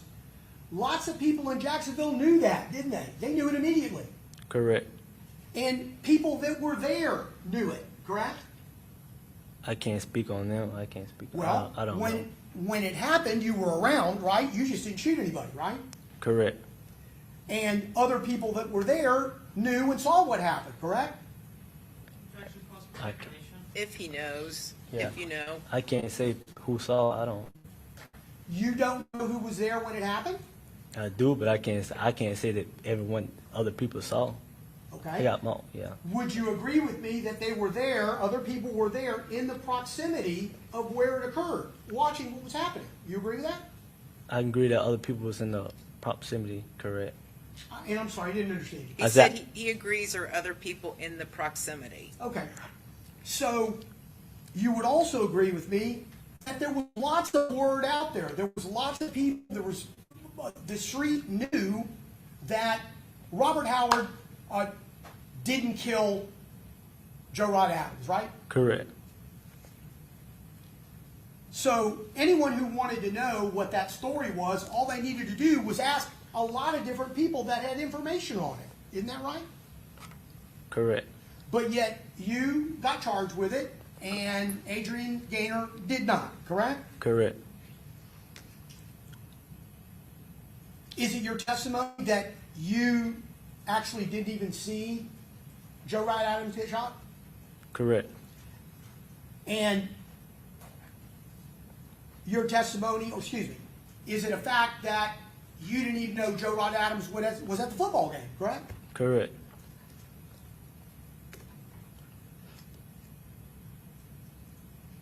In fact, Mr. Howard, Rashad Murphy didn't believe you were the shooter because everyone out there knew who the shooter was, right?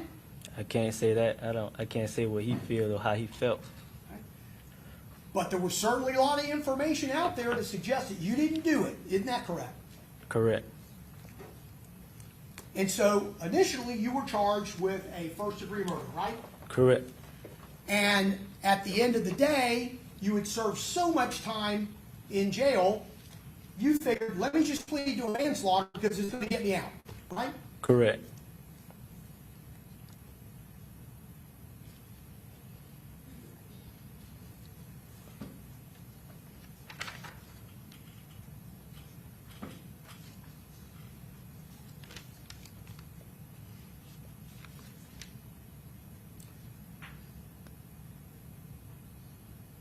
Truth is, Mr. Howard, that when you got back to Jacksonville and you were thinking about who might have done this, you were concerned about a bunch of fake pages that were on social media that might have been involved in this case from other neighborhoods, right? Restate your question. When you got back and you were trying to figure out in your own mind who might have done this, you were concerned because there were lots of fake social media pages that were providing information. When you say this, what are you referring to? I'm sorry, Judge? When you say this, do you mean this homicide or another incident? This homicide. Well, What's a fake page? a fake page? No, a fake page. A fake account. So somebody who doesn't want somebody else to know that it's them, correct? Correct. And they were putting out information, and you were trying to figure out from those fake pages who might have done this, right? I wasn't. My concern was my family. You know, I wasn't focused on fake pages concerning. I had just lost a friend, so I don't think my mind was trying to figure out who was on the fake page. Okay, so you weren't looking at and thinking that there were fake pages out there that were providing information? I wasn't worried about no fake pages of people. Well, if you weren't worried about it, you were looking at them, correct? Sustained.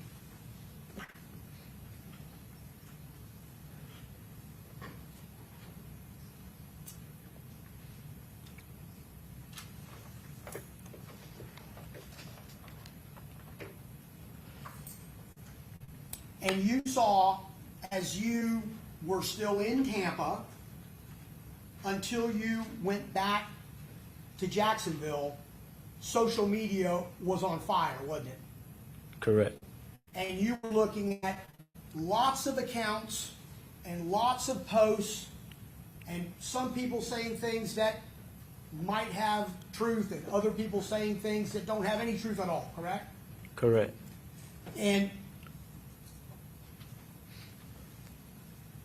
you started reviewing these things in the morning or when you got back? Not really. I just checked I really was trying to stay off my phone. I was seeing just posts like, news feeds and stuff like that, but I really wasn't talking to no one. Friends, family, I was trying to keep, I just went through something very dramatic, so Well, but you were looking at social media, right? Yeah, And you were seeing what people were posting, right? Yes, sir. And you're talking about notifications, meaning not a social media notification. You're talking about a notification from like a news Yeah, notification. I wasn't worried about really who was texting me or sending me stuff. I was just looking on my timeline. Like, Were you looking for specific people posting, or were you just reading about anybody and everybody that was posting? Because there was lots of it, right? but yeah, whatever came on my timeline, I seen it.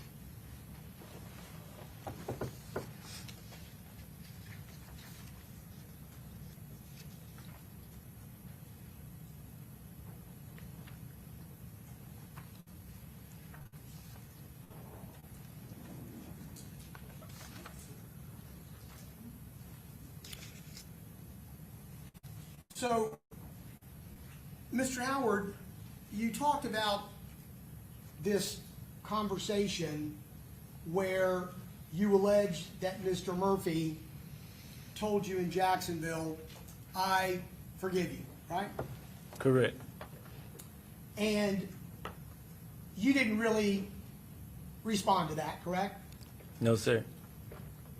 And he allegedly told you that he saw you that night, right? Correct. And he could have done something to you and he didn't, right? Correct.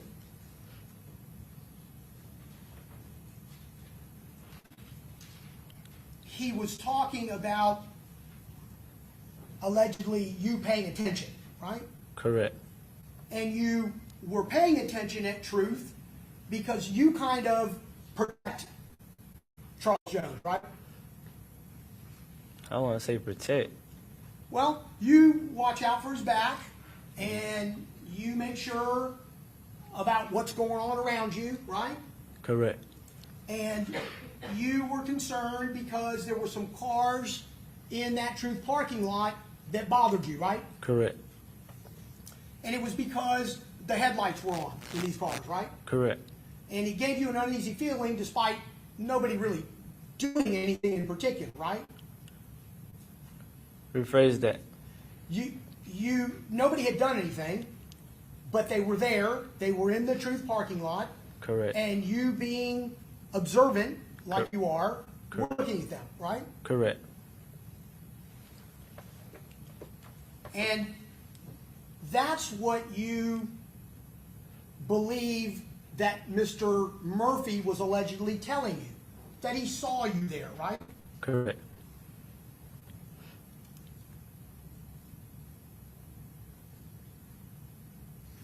When you saw these cars, were you on the bottom floor there of the parking lot, just taking a look around? Both. What do you mean by both? When I was on the floor and walking up the steps, I watched the whole parking lot.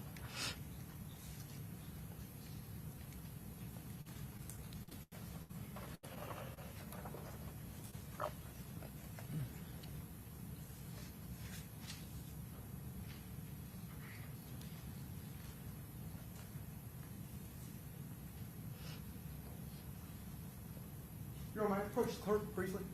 Yep. I tell you what, why don't we go ahead and take a quick comfort break? So, all right, we'll be back in 10.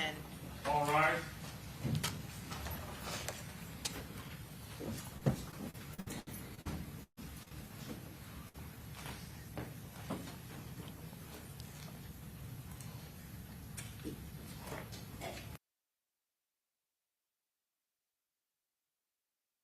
Are now back. Defense counsel's present. The witness is on the stand. State's present. And let's go ahead and bring in our jurors.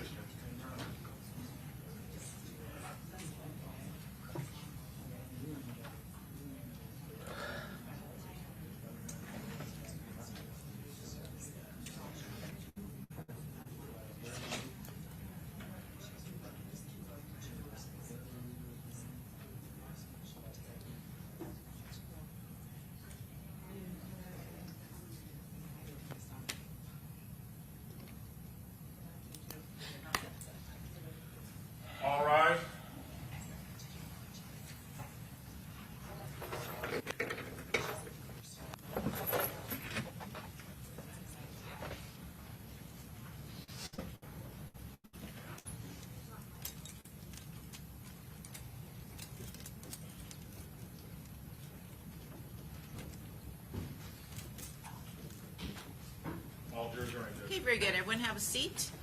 And Mr. Gonzalez, you may continue with your cross-examination. So, Mr. Howard, we're going to backtrack just a minute so we see where we were when we left off, okay? All right. Tired? No, sir.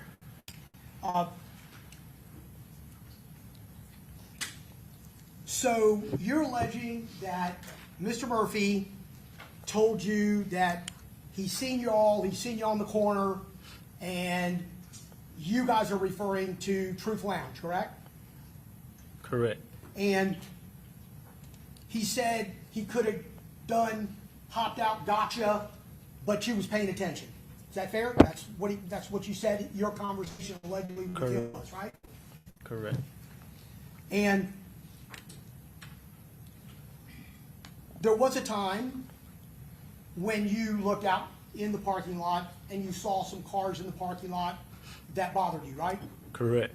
And you never identified any of those cars by make or model or color or told the police about them at all, correct? Correct. And they were, in fact, in that parking lot, correct? Correct.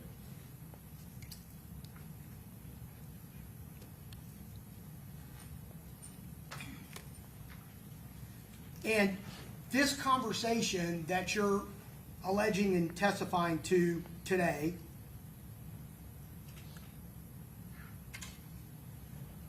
is in relationship to what you were seeing when you were at the Truth Lounge looking through the parking lot and walking up or down the stairs, correct? Rephrase it. What we're talking about here is your concern and what you allege that he told you, Mr. Murphy. What he alleged he told you was that he's seen you in that parking lot, correct? Correct. You told us you saw a lot in the jail about this case, right? News, yes, sir. Okay. And the news had pictures of the people that were suspects or arrested, right? Correct. And the news had pictures of the hotel and the area where it occurred, right? Correct.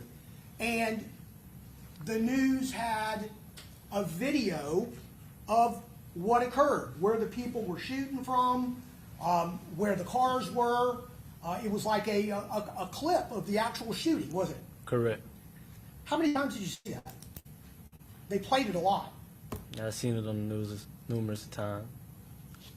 I'm sorry, you seen it? I said I've seen it on the news a couple times.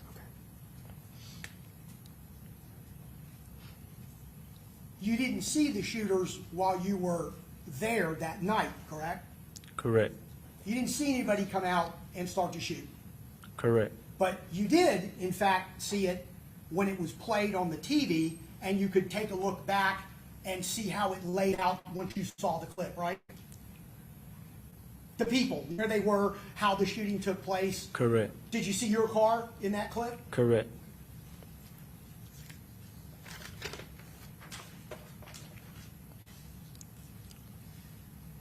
So, Mr. Howard, you have a pending federal criminal court case, correct? Correct. And you have a pending violation of probation in state court in Duval County, correct? Yes, sir. At one point in time, someone, you or your attorney, reached out to law enforcement or the prosecutors about some information that you knew you had, correct? Correct. And that ended up with you providing a statement, which you said was under oath, on August 4th of 2025. You remember that date? Correct. And the prosecutors from Hillsborough County were there, right? Correct. And the prosecutor from federal court was there, right? Correct. Law enforcement was there, correct? Correct. And your lawyer was there, you were represented, correct? Correct.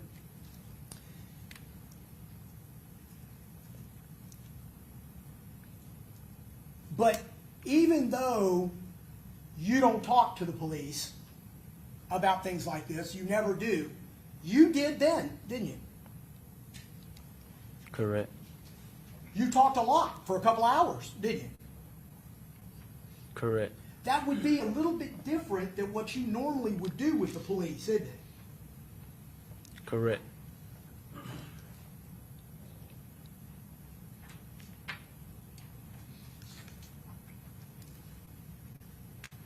So from June 24th, when you got arrested, day after the murder, until August 4th of 2025, which is about 14 months, you never reached out to anybody to tell them that you had this information, did you? Correct. Did you tell your lawyer about it in that first 14 months? That you had this information that can potentially, be of great benefit? So, yeah, not conversations he had with his lawyer. Poorly phrased. Let me rephrase that. You didn't contact or have anybody contact law enforcement to tell them about this, did you? No, sir. You have tablets in the jail, correct? Correct. Okay. Didn't use your tablet to email anybody to say, look, I got information, right? Correct. Didn't do that in June when you were arrested in 2024, correct? Correct. In fact, you never said anything about this until August of 2025, 14 months later. Is that right? Correct.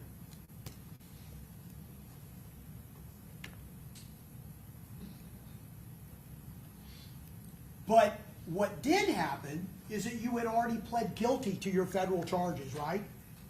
Correct. And you were waiting for sentencing, weren't you? Correct. And you didn't provide this information to either law enforcement or prosecutors anywhere until you were getting ready to be sentenced in federal court. Isn't that correct? Correct. So in federal court, I think you've said you were charged with distribution of methamphetamine, correct? Correct. And you have in state court your violation of probation for the manslaughter that started out as a first-degree murder, correct? Correct. And also aggravated battery in that same case, correct? Correct. And I think you said battery on a law enforcement officer, correct? Correct.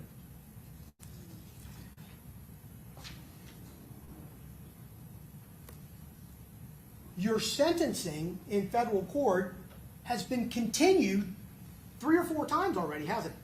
Correct. And that would be waiting for you to testify here today, right?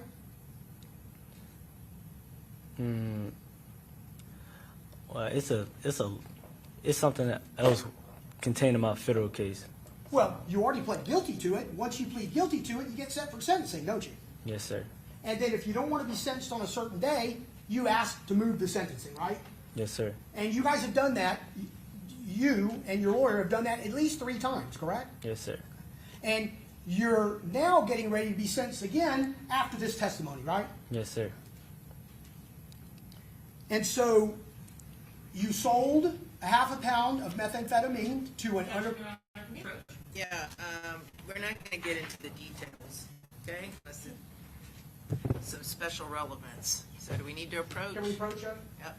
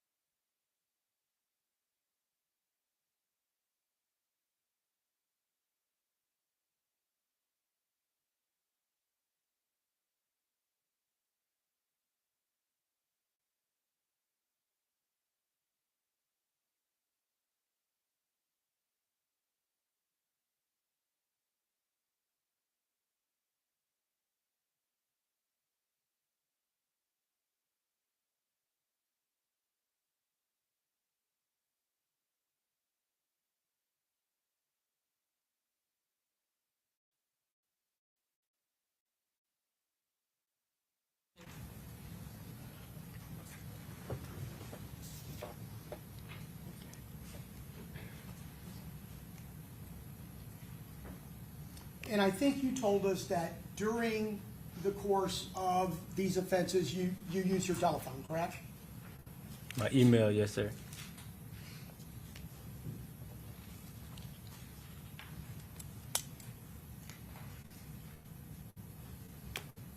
When you provided this statement in August of 2025 to prosecutors and law enforcement, you signed a consent for them to use that phone and get into that phone, right? Utilize that phone any way they needed to, right? Correct.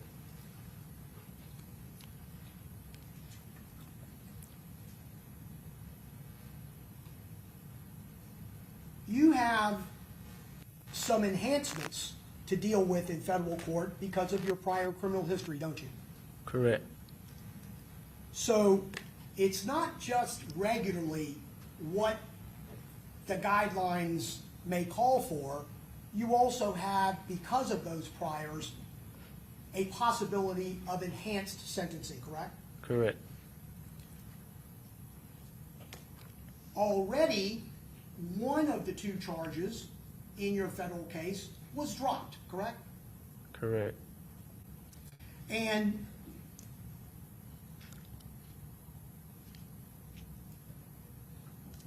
these offenses occurred directly between you and an undercover officer, correct? Correct. The federal case that you're awaiting sentence on has significant prison time, doesn't it? Correct.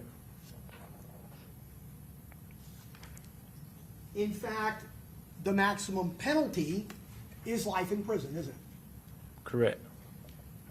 And also, the best case scenario for you would be a 15-year minimum mandatory sentence. Do you understand it that way? Correct. That does not include what could happen to you in your state court case, right? Correct. Because you have a maximum penalty of 15 years in that manslaughter case, correct? Correct.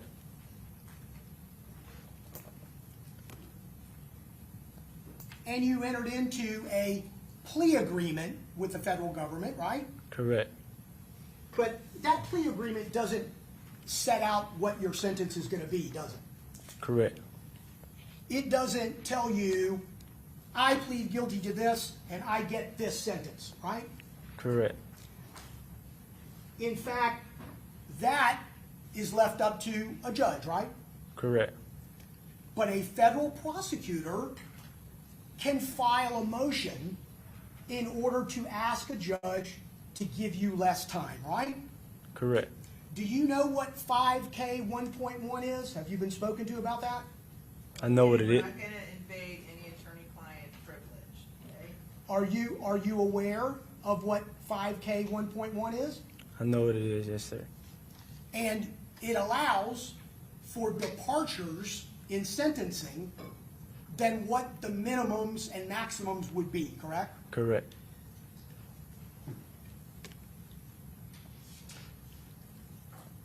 And one of the ways that can occur is cooperation, right? Correct.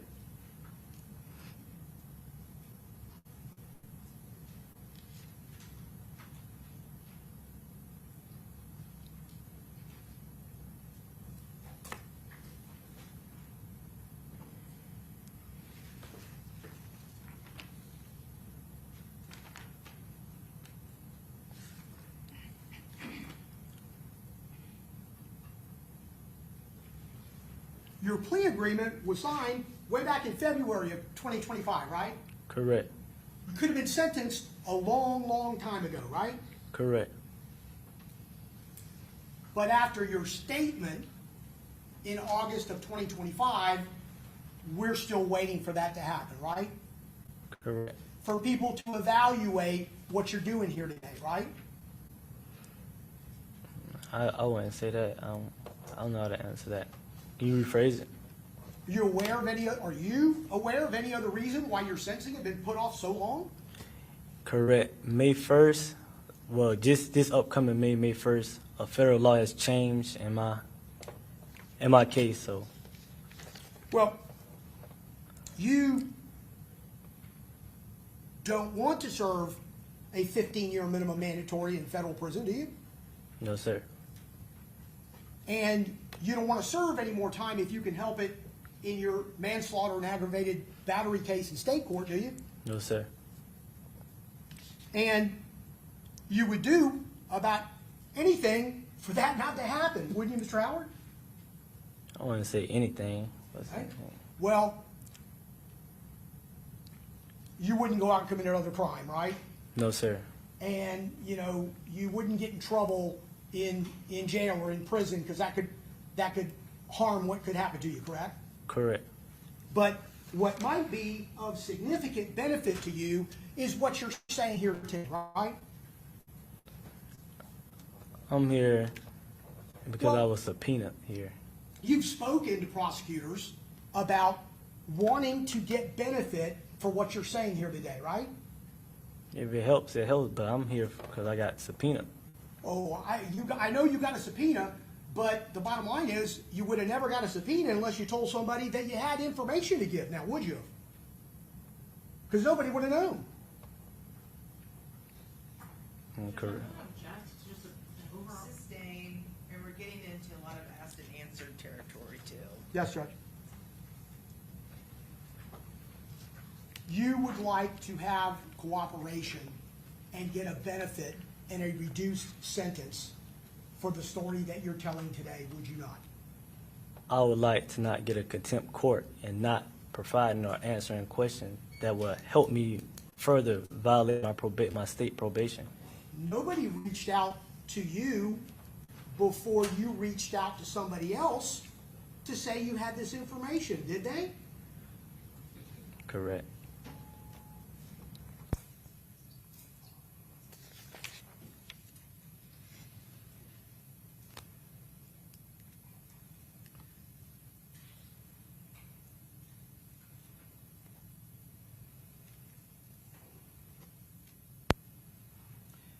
And I think you testified nobody's promised you anything. That's a fact, isn't it, Mr. Howard? Correct. Nobody's told you, hey, you come in and testify today, and you tell this story, and we're going to give you X. That's not happened, right? Correct.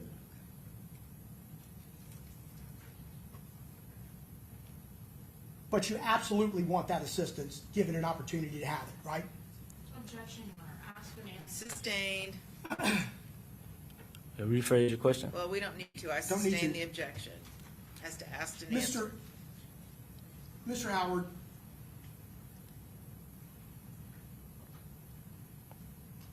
everybody out there in the street knows what happened in 2018 with Joe Rod Adams, don't they? And it's been asked and answered many times. Mr. Howard, Rashad Murphy would have no reason whatsoever to talk to you based on the facts of the Joe Rod Adams murder in 2018. Objection, asked and answered, and calls for speculation. I don't have any other questions, Your Honor. Okay, thank you. All right, Ms. Tumi?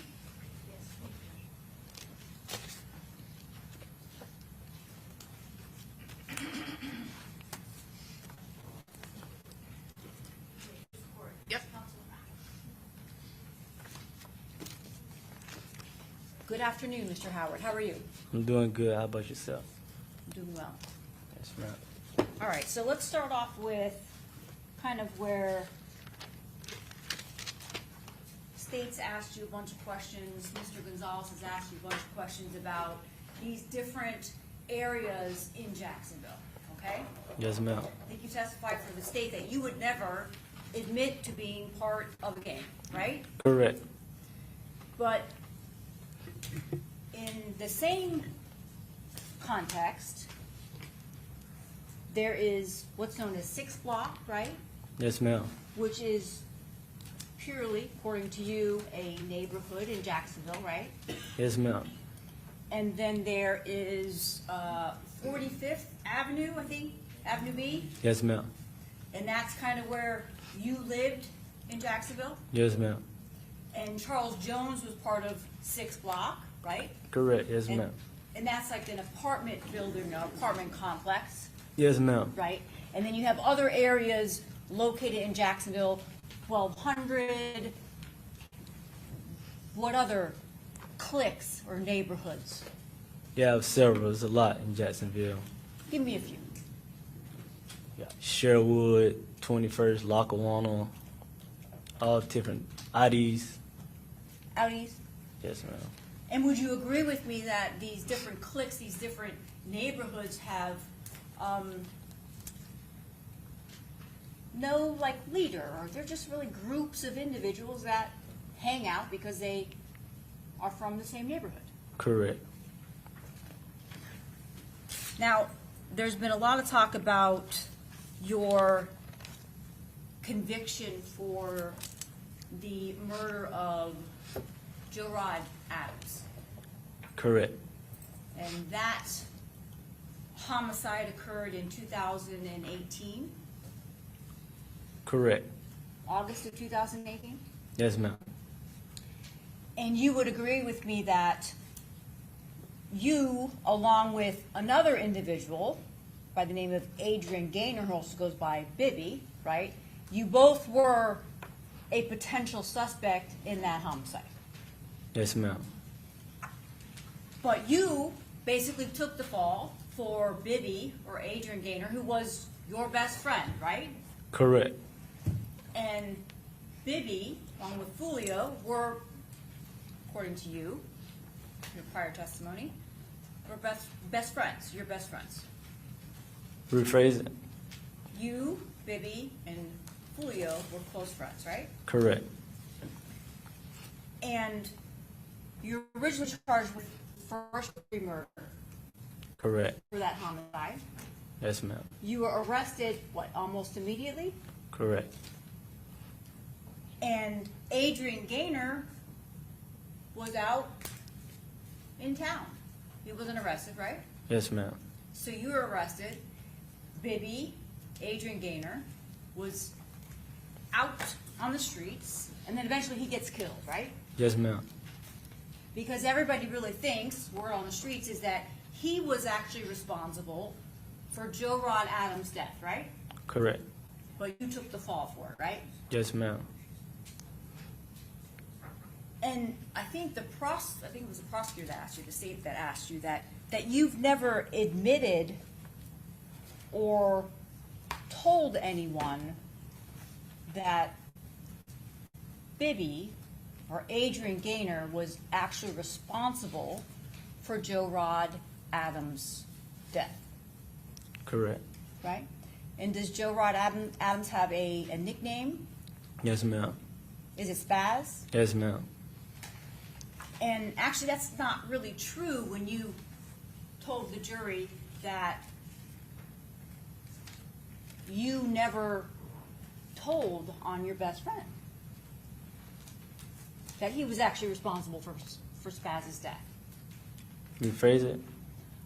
When you told the jury that you've never told anyone that Bibby, Adrian Gaynor, was responsible, not you, but he was responsible for Spaz's death, that was not correct. How is that not correct? When you spoke to the state, I think your defense attorney was there. Objection, Your Honor. This is improper impeachment. This- Yeah, sustain the objection. Do you recall telling the prosecutors in this case that you took the fall for your best friend on August 4th of 2025? Your Honor, objection, improper impeachment. The question to the defendant, the question to the witness was whether before this case. So, objecting again. Okay, sustain. Before your testimony here today? Did you ever So- make that statement? So restate your question.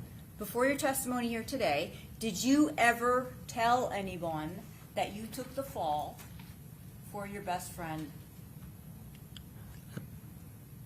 I think when they asked what did Adrian committed, I said correct. I don't think I ever came out and just said, yeah, like told them on. Okay. Yes, ma'am.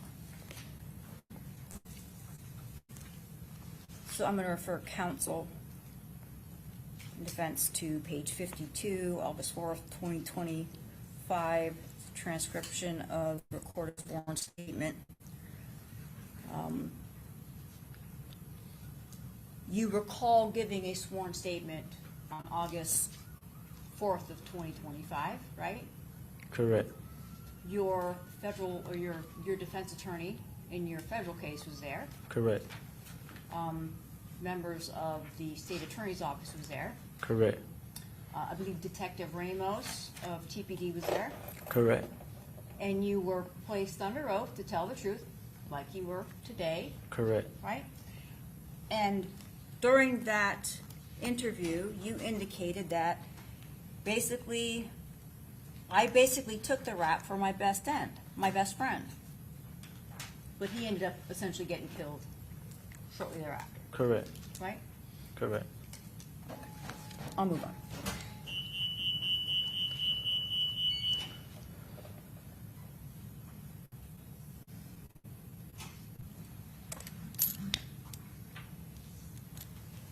Joe Rod Adams, was he a member of a gang?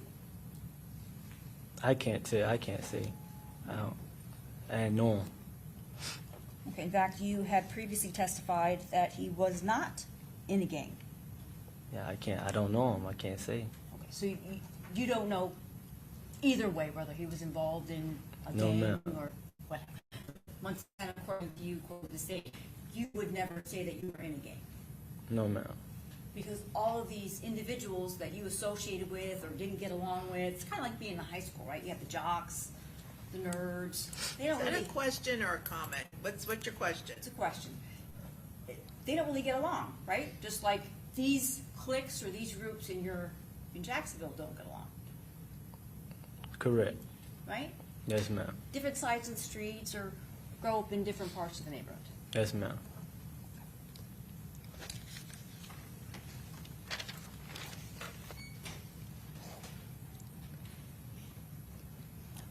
I want to talk to you, and I know I'm jumping around here. The state, if I can approach the clerk, 149B.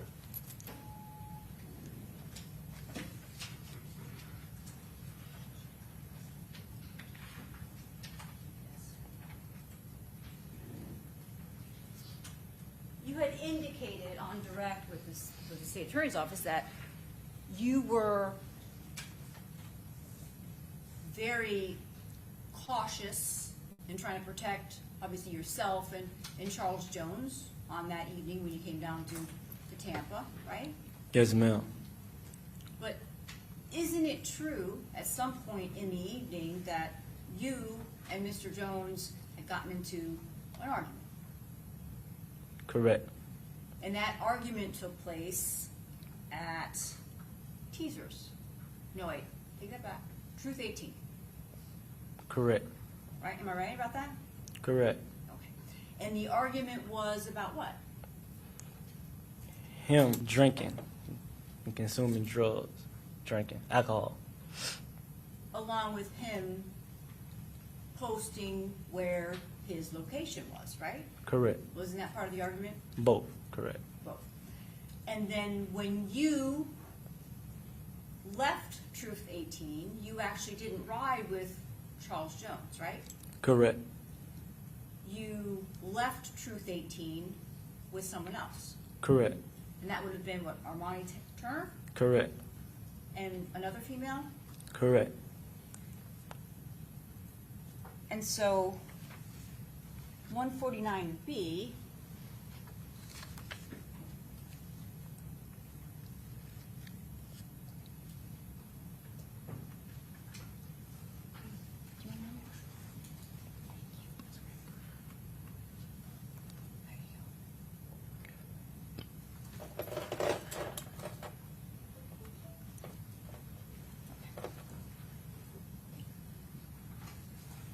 as you previously testified, this person in the white shirt standing out by the car with the lights on, that's you, right? Correct. And that is outside Truth 18. Correct. And at that point, you had gotten into a little bit of an argument with Mr. Jones, right? Yeah, before this. I'm sorry, before that? Yes. But yet, when Mr. Jones and his people, or his other friends, right, leave Truth 18, you leave in a completely different vehicle. Correct. And when Charles Jones arrives at the hotel, you don't even get out of the car when he goes and tries to get a room. Correct.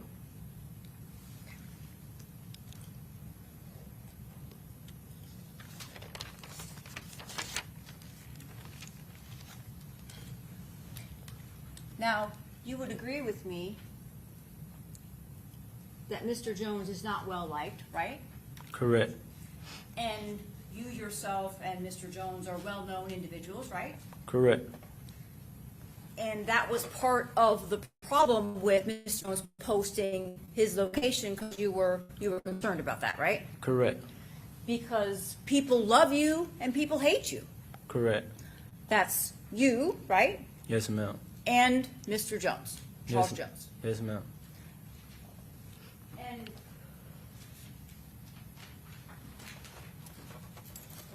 when law enforcement, specifically Detective Ramos, spoke with you,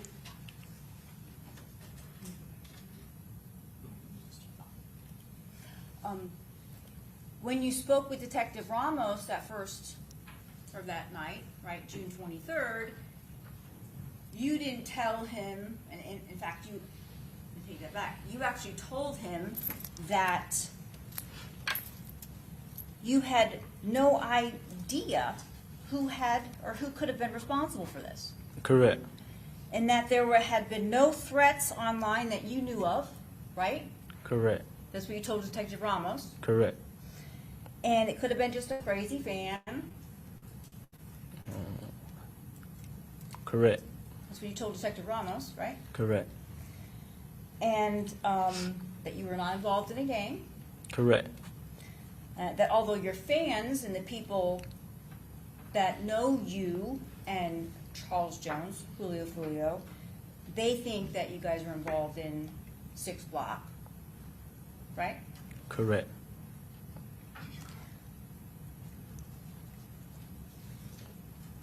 But that's different than what you've testified here today. Would you agree? No, ma'am. You left a lot of stuff out, didn't you? Well, at a scene where, it's your friend is killed and you're on probation, I don't think you want to be sitting talking for hours and going on about it. I really want to get away from the scene. I wasn't going to be there that long. And did you leave on the 23rd of 2024? I left the next day. My friend was killed. You left, I got incarcerated the next day. My friend was killed.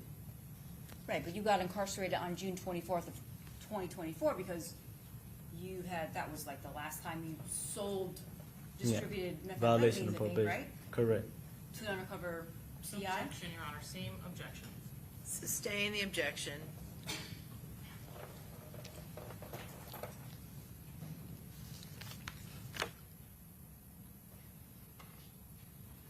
Let's talk a little bit about, I'm trying not to be repetitive, but Yeah, because at some point it's asked and answered. I'm gonna, showing the state's been marked as defense exhibit 1 for David Murphy. Not gonna go to it. Sure. I'm gonna show you what's marked for identification as David Murphy's exhibit number 1. I'm just going to ask you if you recognize it.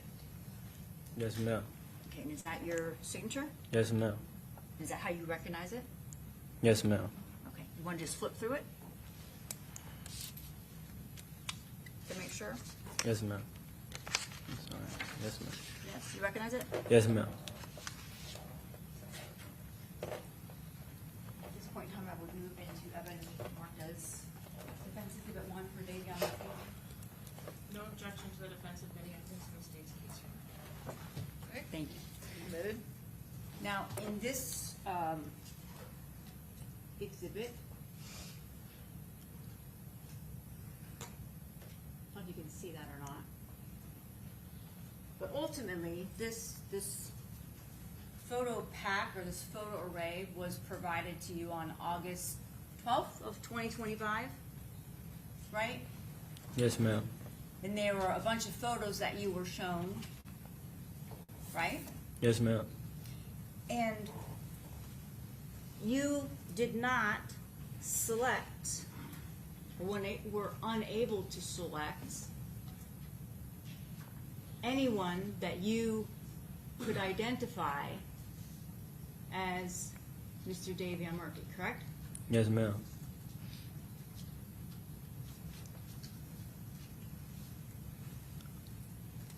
All right.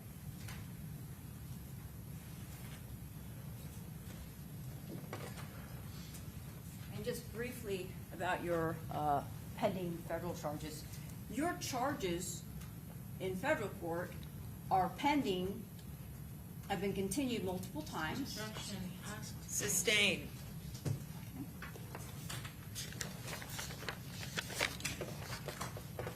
In those federal charges, you're facing 15 years to life in prison, right? Yes, ma'am. Sustained. You indicated on direct or on cross that the lowest amount of time you could receive on the federal charge was 15 years. Is that not really correct, right? Correct. Based upon your cooperation, potentially here today, you could receive below that 15 years, right? If I, like, it's correct. Right. Okay. And the plea agreement that you signed was not necessarily limited to your case in federal court. Objection, Your Honor, misstatement.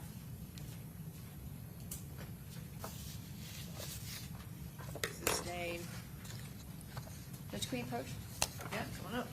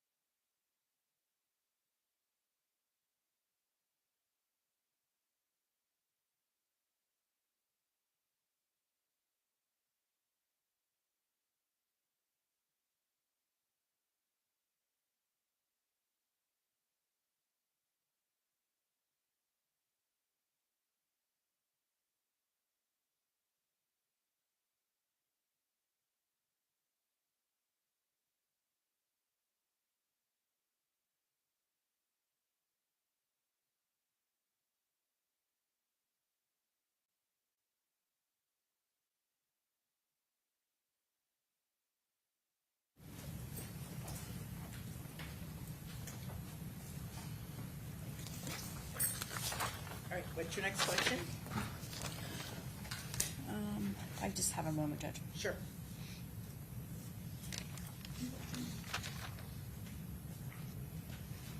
Are you familiar with Darius Beals? Can you restate that? Do you know who he is, Fizzle? Restate it? Do you know who he is? No, ma'am. Do you know Fizzle? No, ma'am. Were you aware that Fizzle was killed 6 days after your friend Charles Jones was? No, ma'am. No? Darius, you I'm said. sorry? Can you say everything you said again? Sure. Kind of low. Do you know Darius Beals Darius Or- Bills. or Fizzle? I know Darius. Yes, ma'am. You know him? Yes, ma'am. Okay, you've heard about him? I done heard of him. Yes, ma'am. All right. And are you aware that he died, was shot, was murdered 6 days after Mr. Jones was killed? No, ma'am. You don't know that? No, I didn't know it was 6 days after he was killed. No, ma'am. So you'd be shocked to know that? I wasn't shocked. I heard about his passing, but I didn't know it was 6 days. Okay. So you did hear that he died? Yes, ma'am. All right. The morning at 5 a.m. on June 23rd of 2024, you already said that you know Gonzalez, right? Yes, And ma'am. what's his real name? Isaiah Chant. Okay. Are you familiar with a post by Isaiah Chance where he had posted something about Tom Brady? Yes, ma'am. And when you saw that post at 5 o'clock that morning after your friend Charles Jones was killed, you hearted that post, right? Correct. Judge, if I can have a moment. Sure.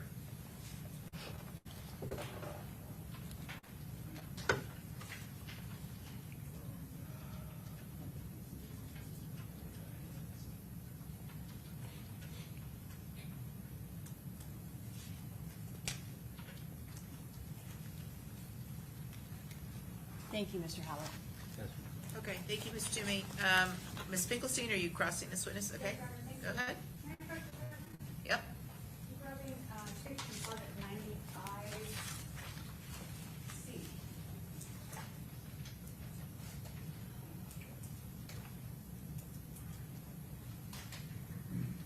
Good afternoon, sir. Good afternoon. My name is Jenna Finkelstein. I don't think we've met. I represent Sean Gath, right? Yes, I ma'am. just have a few questions for you, okay? Yes, ma'am. I believe that you said, and excuse me if I missed anything or I can't see you from where I'm sitting, so. Yes, ma'am. I believe that you said you don't know Mr. Gath, right? Is that correct? I don't. And until this case happened, you hadn't heard his name? Yes, ma'am. All right. Let me ask you, there was some talk about different hand signs. You remember that conversation? Correct. And I'm going to show you what's in evidence as states 95C, I guess C1. Bear with me. This is not my forte, as we've all learned. Can you see that, sir? Correct. Well enough. It's a little fuzzy, but is it okay for you? Yes, ma'am. Okay. And who's in that photo? Me and Charles Jones. Right. I'm more of a visual person, and again, I couldn't see you from where I was, so I'm going to ask you about those hand signs. Are you able to see those from your screen? Yes, ma'am. Can you tell me the hand signs that Mr. Jones is holding up? We'll go with, if you're looking at the photo, what would be on the left, so technically his right hand, what sign is that? Is it a specific sign? No Pacific sign. Okay, so when somebody throws up a sign or they use their hand and they take their middle finger and their thumb, and then they have other three fingers, that doesn't necessarily mean anything to you.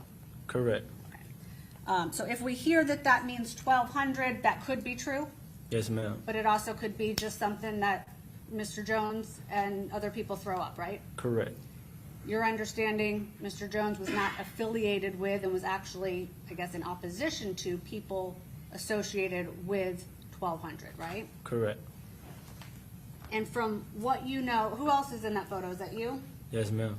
So this was promoting something, right? Yes, ma'am. So it's supposed to be, hey, come to our party, watch us perform. Correct.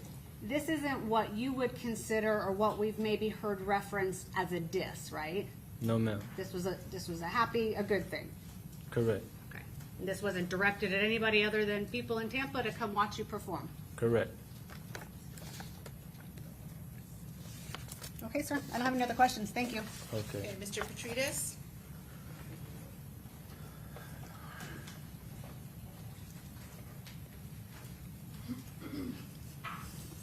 Good afternoon. Good afternoon. I have a few questions for you. You said you got into a different car going from Truth 18 to the Home 2 Suites, correct? Correct. But you had been riding with Charles Jones the rest of the night prior to that, Correct. from Airbnb to Teasers and Teasers to Truth. No, not the last Airbnb. No. Okay. But from Teasers to Truth, correct? From the first club to the second club. I don't recall. If I rode with him to the second club in his car. But you were in his car that night, frequently. Yes, sir. Okay. And speaking about when Mr. Chance reached out to you, he reached out to you first. This is going back a couple years on social media, I correct? think so. I recall. And it was, like you said, friendly post. Correct. And I think, was it a welcome home message? No, not a welcome home. Just friendly conversation. Asking for advice or guidance or anything like that? No, sir. Just friendly, though. Okay. But no threats. No, sir. And he never contacted you after the murder? You were only out for 24 hours? No, sir. Never called or texted?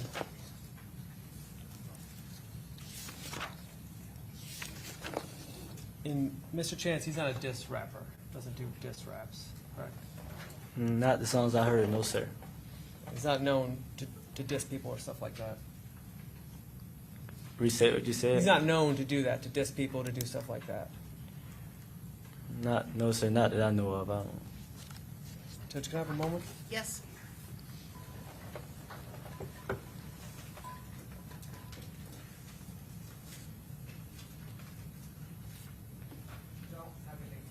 Okay, redirect. Yes, Your Honor, very briefly.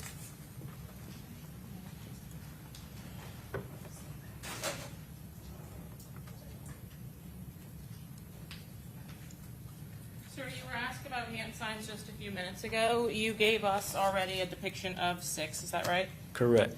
And then you were shown also an image of the flyer that was posted to Mr. Jones' social media account. Do you remember seeing that when it was posted? 95C? Correct. All right. You were actually asked about a middle finger down, but Mr. Jones has 2-1 up and 2-1 up at the same time. Is 2 and 1 with a ring finger down like this, or 2 on this hand and a ring finger down? Does 21 mean the same thing as 1200 when you see it in Jacksonville? No, sir. No, ma'am. Okay. Well, when you see a 1 and a 2 with a middle finger down, now look at my hands with the fingers that are up.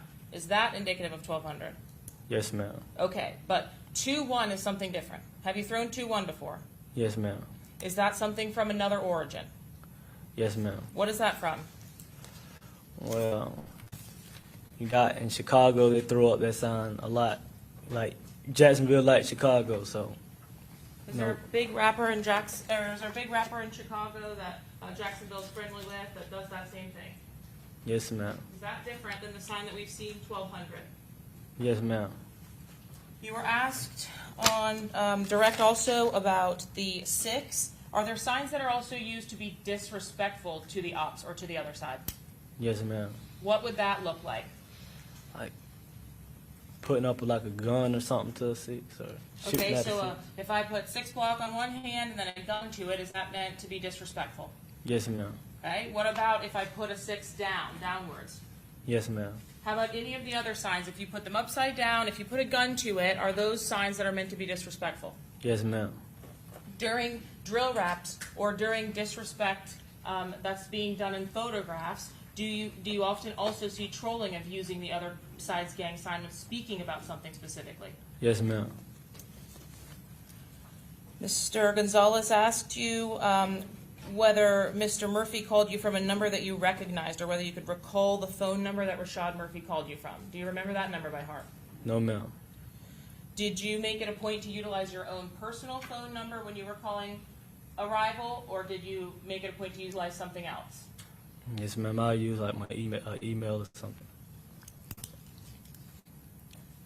You were asked about whether you told the police about everything that was going on in Jacksonville in your conversation with Rashad Murphy. Did Rashad Murphy text you, "I forgive you," before or after you talked to the police on the morning of the murder? After.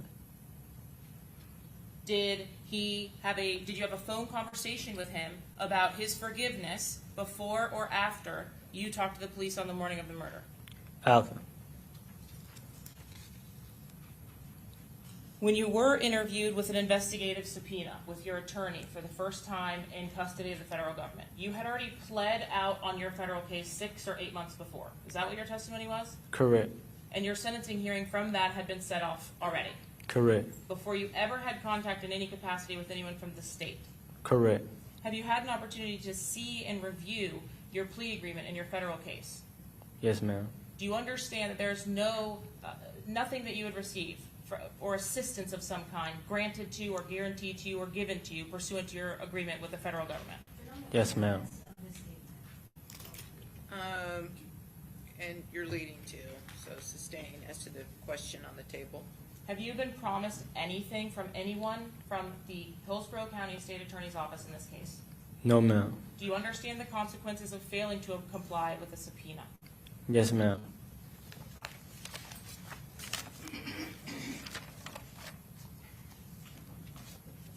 You were asked questions about who knows what about Bibby and Spaz's murder. At the time that you came home from prison, had you actually confirmed for anyone who pulled the trigger? No, ma'am.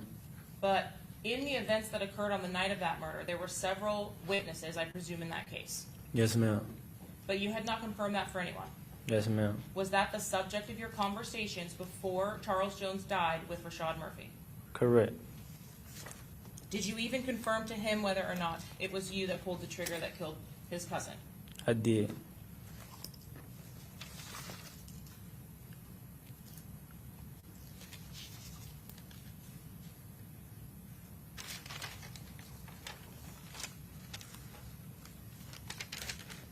And sir, I believe that you were asked, oh, one moment, Your Honor, please.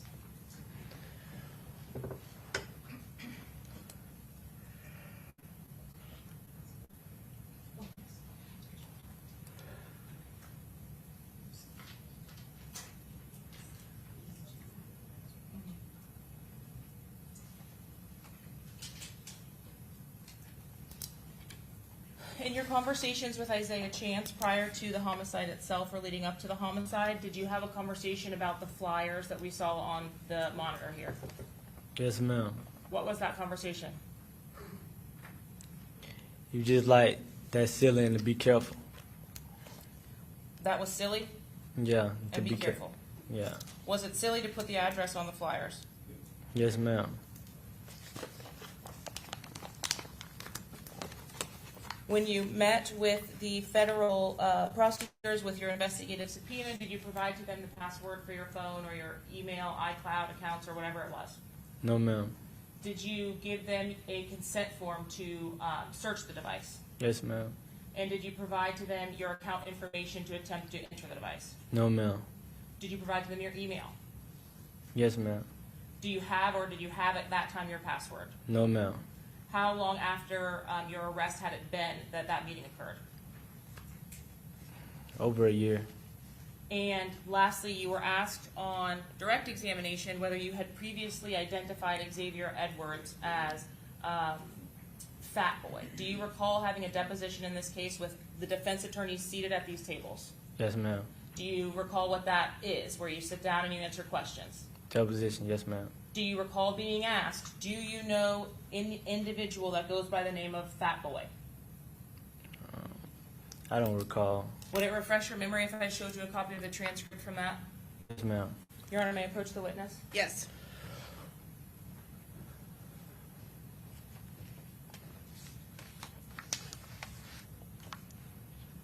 Just read to yourself if you would, and then let me know when you're finished. Yes, ma'am. Referring counsel to my page 63, lines 20. Sir, I asked you on direct examination what your nickname or what you called Xavier Edwards was. Do you recall that? Yes, ma'am. And what was your answer? Fat Boy. And do you recall on this date of your deposition on February 4th, having provided to the defense attorneys here, being asked, do you know an individual that goes by the name of Fat Boy? Yes, ma'am. And what was your answer to that question? Yes, I do. And were you asked, and who is that? Yes, ma'am. And what was your response to that? Xavier Edwards. I have no further questions, Your Honor. Okay, thank you. All right, members of the jury, I'm going to have you step out momentarily. We'll be right back. All rise.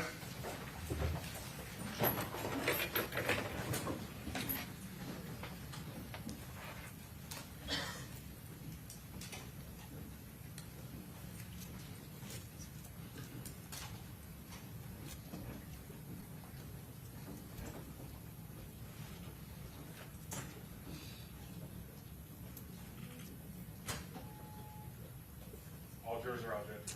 Okay, very good. Everyone have a seat. May this witness be excused? Yes, Your Honor. Okay, thank you. Mr. Howard, you are finished. Who's going to be your next witness? Judge, Detective Matthew Jones. Okay. Okay.